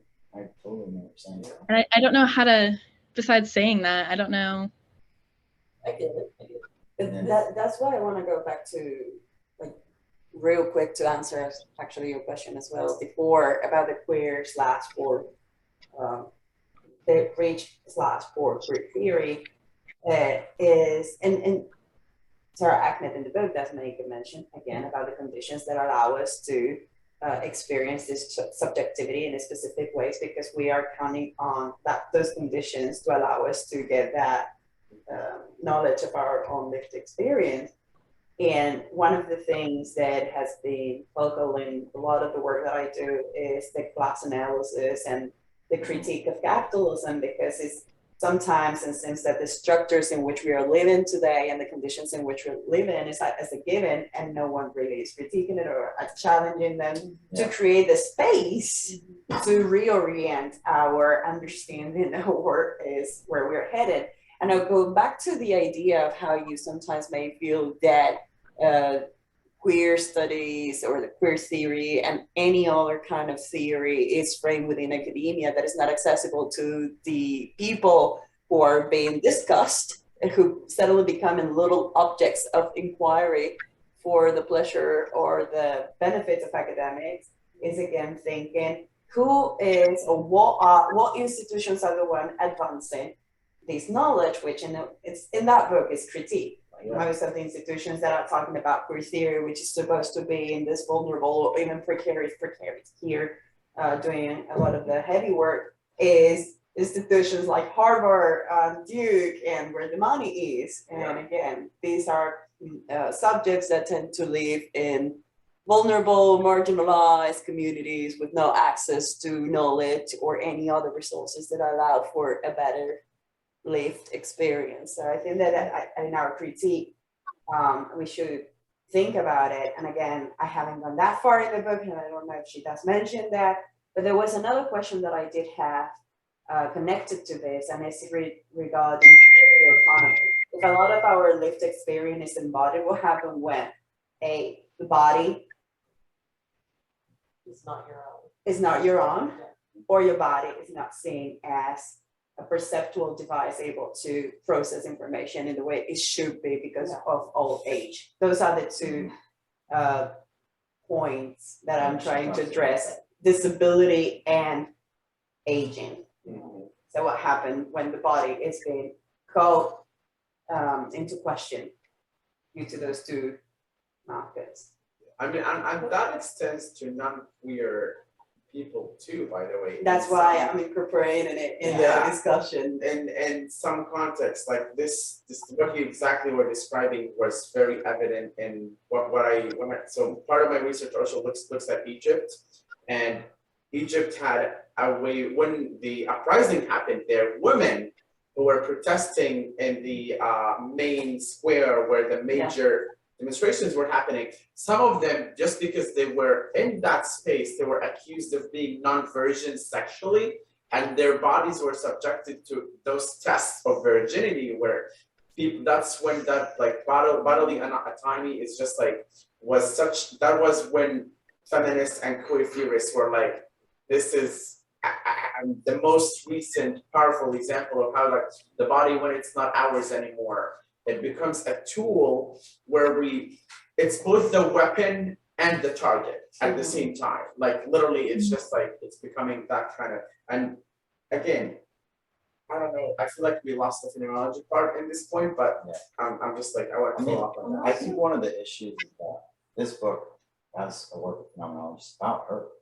And so she's processing what she's going through and talking, like, especially, we haven't talked much about the Orientalism chapter, right? And like there, she actually connects explicitly that she's mixed race, and how does racial structures compare to structures of gender and sex, and she actually says that mixed, says, well, I'm not sure if this is true or not, but for me, being mixed race relates to my being queer, and I think that's important to like recognize, is that this is not about generalizing over people. It's not about like it's about her lived experience. It's about her lived experience, right? And I think there's this tendency, like even the critique of, well, this doesn't capture like a particular, like she's definitely privileged in lots of ways, right? But being an academic at Oxford, right? Yeah, or Cambridge. Cambridge? I think It should be just Cambridge. for subjectivity.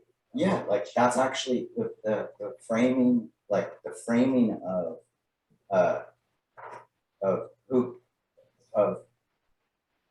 so we could say what, but also like privilege is a economic term. Yeah. It's an economic term. So as an economic term, it does work that highlights how people live in their bodies with respect to basic needs and what they can and can't do. And she's doing that, but she's just doing, she doesn't have like a class critique in the book, but she's explaining how it is that the objects in their environment, structured by class and structured by need, and structured by economy, are experienced as being something that's constrained. So from the first person point of view, the experience of, like, she talks a lot even about like how rugs were brought from Pakistan, right? And spices, and like all of this is structured by class, right?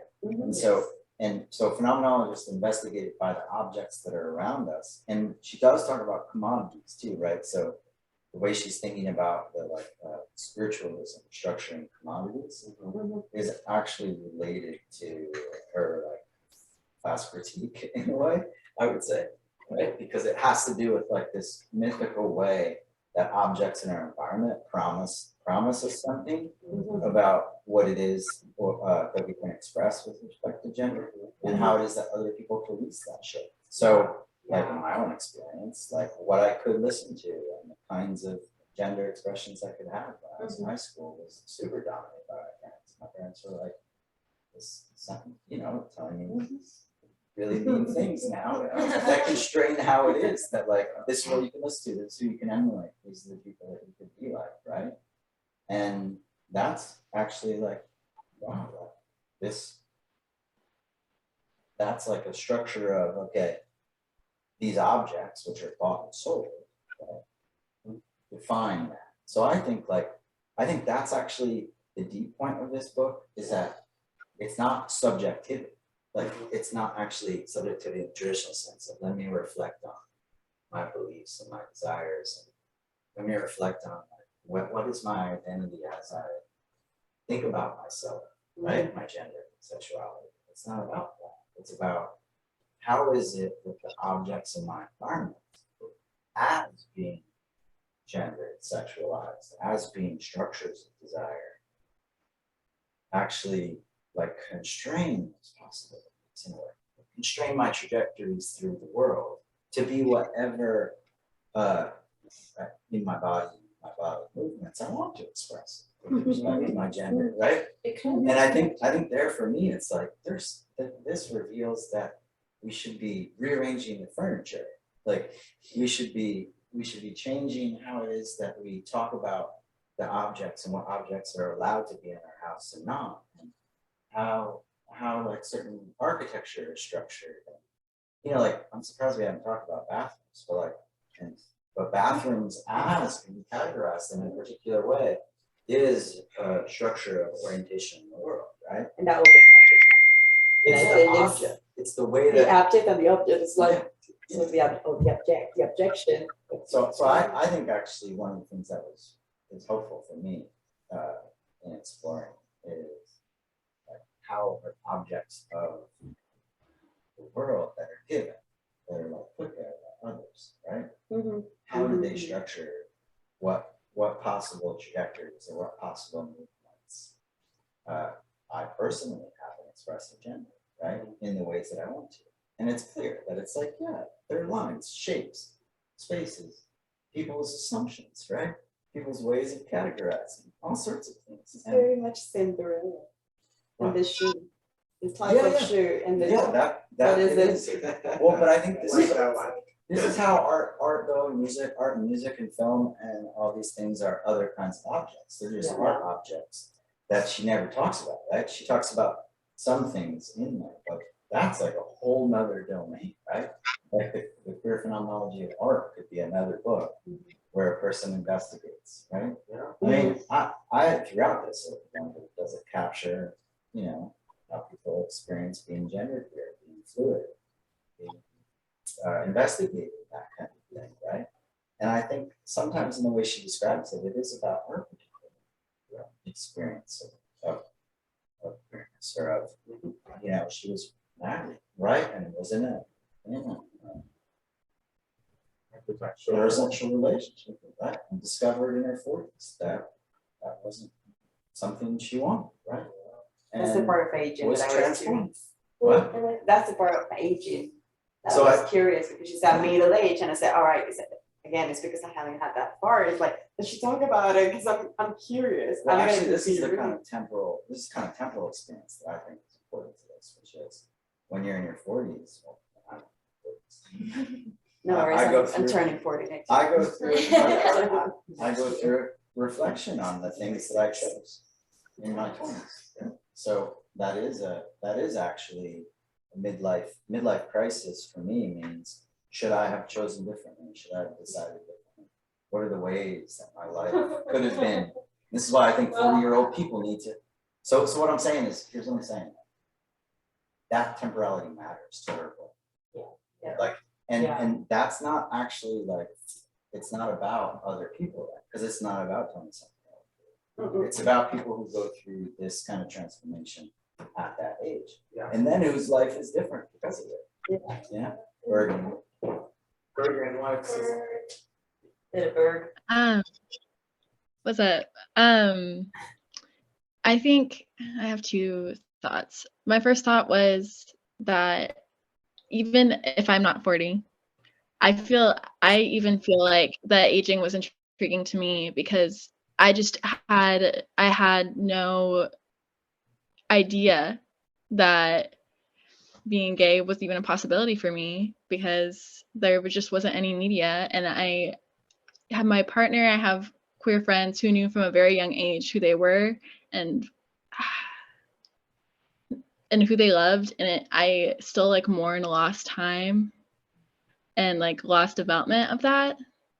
And I feel like that's related. And another thing I was thinking about was the ballroom scene and ballroom community and how that feels like such a real life example of queering objects and art, and that because it was created to celebrate things that society hated and that society was violent towards, and whether that be cis passing, whether that be cross-dressing, it became a competition to do things that the public shamed you for.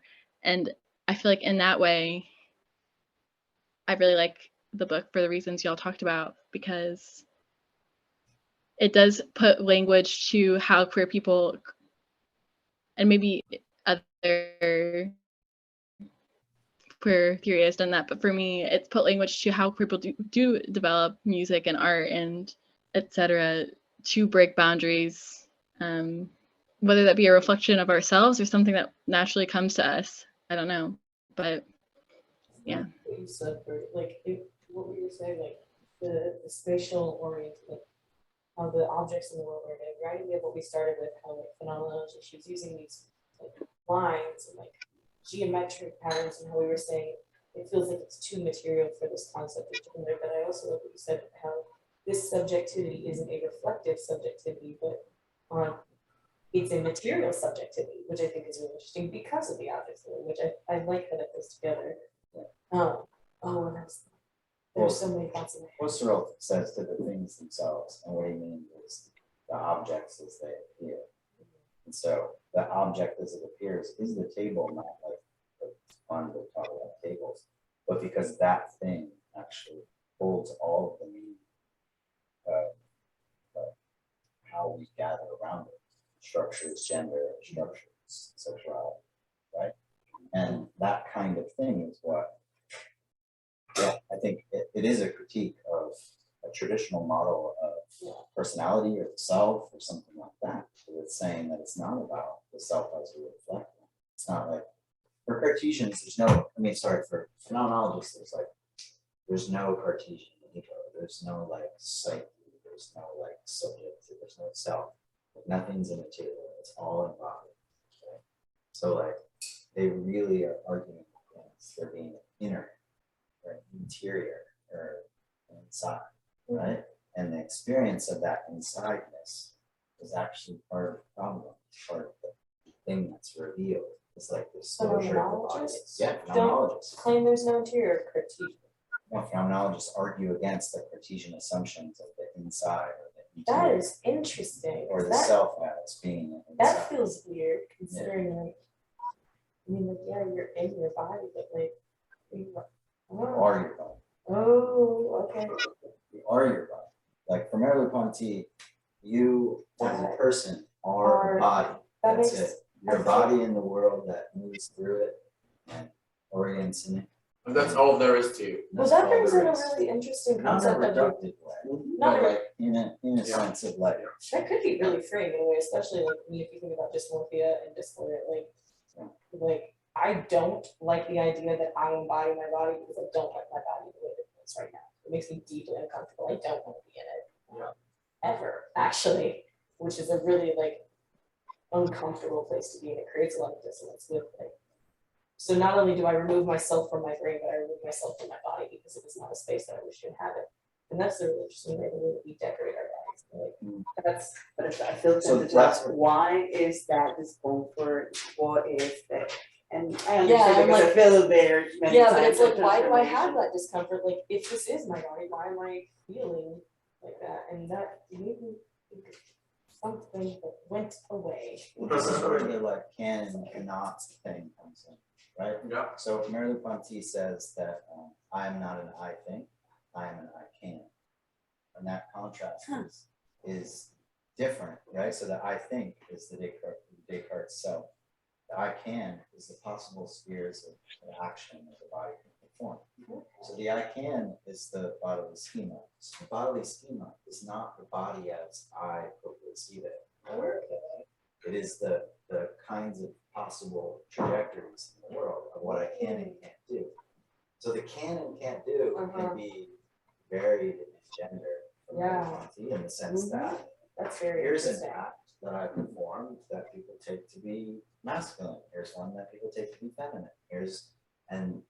That's what he means by saying that the person is a work of art. Myself is a work of art, not a body, not a self, not a subject. This brings an interesting world, like what the internet does to the body and gender, and that's something I'm really interested in studying. The way that like being in online spaces, like how our senses of selves are captured there, but they're fully disembodied. I think that's like a really interesting area. So It's just, that's one of the aspects that stresses me now about modernity. As someone who was analog, used to analog, came to digital at 14 and saw the multiple possibilities. And right now I feel totally distraught and appalled by what I'm seeing. yeah, Even though it provides certain spaces for action and it can be very and activism. liberating and what I've been seeing in the most recent years, the way that it has become vile in a way of causing physical damage for others through organizations online. I don't know how to feel about that third space as a possibility of creating new or different modes of existence. I don't know how to feel about it, but one of the things that I'm really interested about what you just said, the clarification was much needed at least on my end, because I said, no, it was needed for me too. Yeah, like that was brilliant. and it's interesting how semioticians, because I get into semiotics, utilize a lot of what you are saying or what we're discussing right now. The bodily scheme, conceptual metaphor, is based and grounded on the body as your principal perceptual node. Yeah. And also, I'm thinking of Deceptor, which I need to visit that essay about walking the streets and the flaneur, because that is, and nomadic feminisms, and this is Rosie Braidotti, which I need to revisit. So these conversations are being extremely productive and fruitful, for me at least. I have to go, but I would be interested in what I was saying about it earlier is like how we would think about queerness in this context after we read what I consider more classical queer theory that I thought she doesn't do enough to step beyond. Obviously, Judith Butler, everything, but also the other names I would add are Eve Sedgwick and Michael Warner. Especially Fear of a Queer Planet. That's one of our 90s classic. And I can send those to the same email thread that we have in there. You don't have to write it down. Bergen, I can share some documents with you too. I met her there. She was here? She was at the grad center where I went in New York. Oh, no. I met Judith Butler though. She's like right next door because Judith Butler is at the new school and I was at NYU. So she was like, you know. What is the Rather turns out to be super. the one about affect pedagogy? That's also Sarah Ahmed. Affect, she talks about it. There's a Sedgwick book that I started reading. How are you feeling? Yes. I started reading that book. Yeah, and then the other person is Gail Rubin, Yes. and the book is called Deviations. Where did it go? Deviations, a Gail Rubin reader. That would be also. These are book or readings I would like to put in parallel to this. I would put them in order to make an argument that this is great, but queer theory can exist also without the contribution that Sarah Ahmed thinks she's adding to it by adding the phenomenology aspect. Or like she's not doing as much as we think she is. So anyway, I gotta take care It of sounds my like a friend's series to me. It sounds like a series. stuff. Yeah. That's, Bergen, I can also send you some documents from class that were actually pretty good on Epistemology because I find it so difficult. Wait, isn't that Sedgwick? Yeah. That's the one that I'm like, I need multiple sessions to absorb. Yeah, I love that book. kitchen, so we can talk. Yeah. Anyway, sorry, I have to go. I have to take care of my friend's dog, so that's why I'm rushing. sleeping. Okay, I'm So done. I was thinking, but I was thinking like 7 is my cut. Coming. Thank you. Maybe we can do something like this again. Yeah. Maybe before I graduate. I felt like a really productive conversation, and I really appreciate specifically faculty coming. Love the students that came, but I feel like y'all added. I feel like we faculty Yay. dominated the conversation, and I'm sorry about that. I feel like a bit, no. So, Oh, yeah, okay. maybe. Sorry. I feel like I learned a lot. So Yeah. really Good. I learned a lot. I was looking for the phenomenology of perception because I know that there are a lot of reference in a lot of the visual analysis that I do to phenomenology, and I always get not knowing enough. Well, I'm almost done with this book. I'm reading it, finishing it this weekend, reading it this evening. So if you want to talk about what's in it, it's fresh in my mind. That sounds about right. Yeah. But I thought, I mean, there's lots to say about how she used it. But if that's too inside phenomenology, then that's fine. Yeah, no. Just No. kidding. Because that's like I'm over. Yeah, I'm done. I'm over phenomenology or something. It's not convincing. It's not doing the job. Just kidding. It's awesome. I like it. I mean, it doesn't. I think that each of our disciplines has different frames Yeah. for what we Oh, for what sure. we do, and Yeah. so I think it from the outside of it, it doesn't seem valuable, Yeah, right? but that's why we should talk more. Like disciplines should talk more to each No, other. I don't think we should. Oh my God. No, See? actually don't I think took we should. initiative. I'm gonna be offering real. some I'm gonna be sort real. I don't of want piece. No, not if you don't value it. Okay. No, that's We it. can. Right, right. If you think it's trash compared to other curricula, then why It's not- would I have a conversation with you about it? It's great, but honestly, No, seriously, I'm it serious. follows I'm certain serious. things. No, I'm serious. I'm kind of I think it's great. I really. really like it, but I'm like, I think it's more limited than the attention that people gave it when it came out. Because I remember it was like, oh my God, like, let's relax. I get what you mean, it's very much, it's like, it's great, but it's like, we don't need to like, it's kind of like with that video for the FIFA thing, it's like, yeah, it's fine, but it's like, you're making so much more of a deal out of it than I think than it warrants. And it's Everything in not- academia is overhyped. Well, yeah, Everybody exactly, thinks that what exactly, they do is so. It's unique. It's Right, unique. so gonna have such a huge contribution. which is why I love to But watch those actually, started almost everything that people do. Anyway, I'm glad I met you both, mate, right? Yes. And Logan. But that is exactly And what I Hurricane. find difficult. Bye. Bye. I'll see you around Bye. campus. That's what everyone started our social theory class, he was Oh like, yeah, I will, listen, for when you sure, write yes. stuff, Okay, you're not all right, gonna be good night. He's like, y'all aren't doing anything new. I would be shocked if any of you had a thought that was incredibly off the Sometimes road. in order to make progress, you have to leave. Exactly, and that's kind of So what my he was view- saying, and it my was view is really actually- freeing, cause My view is that Plato and Aristotle fucked everything up. And we have to go back to the pre-Socratics. And if we go back to the pre-Socratics and then think about how it was that Heraclitus had conversations with people that was never recorded. Yeah. We could have had a world that was sort of.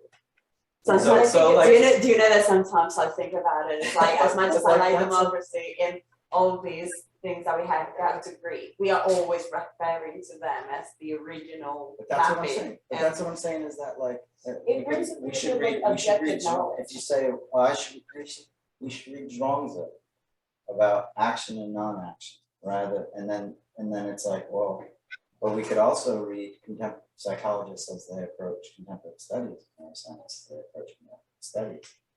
And it's like, I think I just, I don't know, like, what are we presupposing about what we value in that context, right? Because I think there is a tendency within, well, I find within neuroscience, not talking about sociology, anthropology, or politics, but there's a tendency within neuroscience to think that newness, what is cutting edge, is going to give us answers. But very often, it doesn't. It just reiterates what people have, the way people have framed things in the past. It's just taking a tradition and continuing with So it. it's like to have that newness based like with no reflection or based on the things that it's built on. It's like you're using things that already exist. Like how are you gonna get something wildly new from something that already exists? Like, it does require that reflection, but it I think this kind of brings up the issue we kind of touched on this earlier, like this idea of objective knowledge and like when you were talking about this, like theory is not academic, but it is because there are canonical, we have claimed canonical texts of like, this is the good theory that you need to read in order to understand such and such, and that spills over into our activism when they're like, oh, you're not educated properly on this. So it's like, dude, Google is Well, free. But And I, that's but I Google's- understand what Logan was saying. No, because it's I what it don't was. wanna mean like I don't understand, you're entirely correct, theory is not academic. It's like, it has kind of been given the face of that, but I'm with you, like, it needs a resurfacing, like a facelift, it needs a facelift of like what it is, like where it should be. So Well, I think one thing that comes out of this is that if phenomenology is about describing the ambiguity of the bodily movement. Yeah. I think that's what she's doing. Mhm. She's not really saying, she didn't, like Mary Ponte, every chapter in this book, Perception ends with, we have to remain committed to the wonder of ambiguity. And I actually don't, I think the social sciences are committed to the wonder of ambiguity. No, they're They're really committed stuck to a on that, 19th century conception of human nature. they're they're still stuck on committed to- that. Yeah. And that's what we're talking about clearly, I think it's, we gotta move away from that. But I part think of the the reason- ambiguity of lived experience points to each person has like lots of different ways that they're gonna describe their experiences throughout their life. Like just talking about myself, throughout my life, I have a way of talking about my embodiment with respect to gender and sexuality that throughout my life will change. Yeah. So as a person even, there's no way that an objective take on it is going to capture it because it's going to be transformed by my experiences throughout my life. And I actually do think phenomenology discloses that. Like, there's such radical difference that we need to critique the, objectifying models of here's the problem, let's figure out what the solution is. And there's some theoretical framing of that. So I'm really worried about that. Like, as a phenomenologist, I'm worried about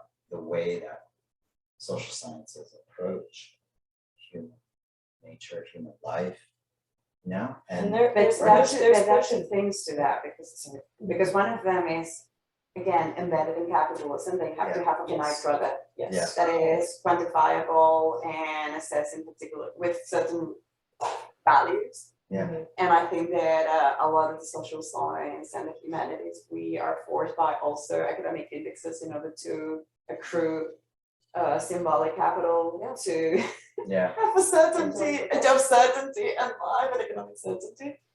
1 second, Bergen, do you need to go? Or I do. I'm sorry. My mom's in surgery and I keep getting updates, so I don't want to interrupt. But before I leave, I just want to say thank you everyone for coming. It's great to do this, and I hope you enjoyed your home cooked food. I figured college students don't get home cooked food enough, so. Thanks, So one of the things that finite product, bye May. Bye, May. Nice seeing you. That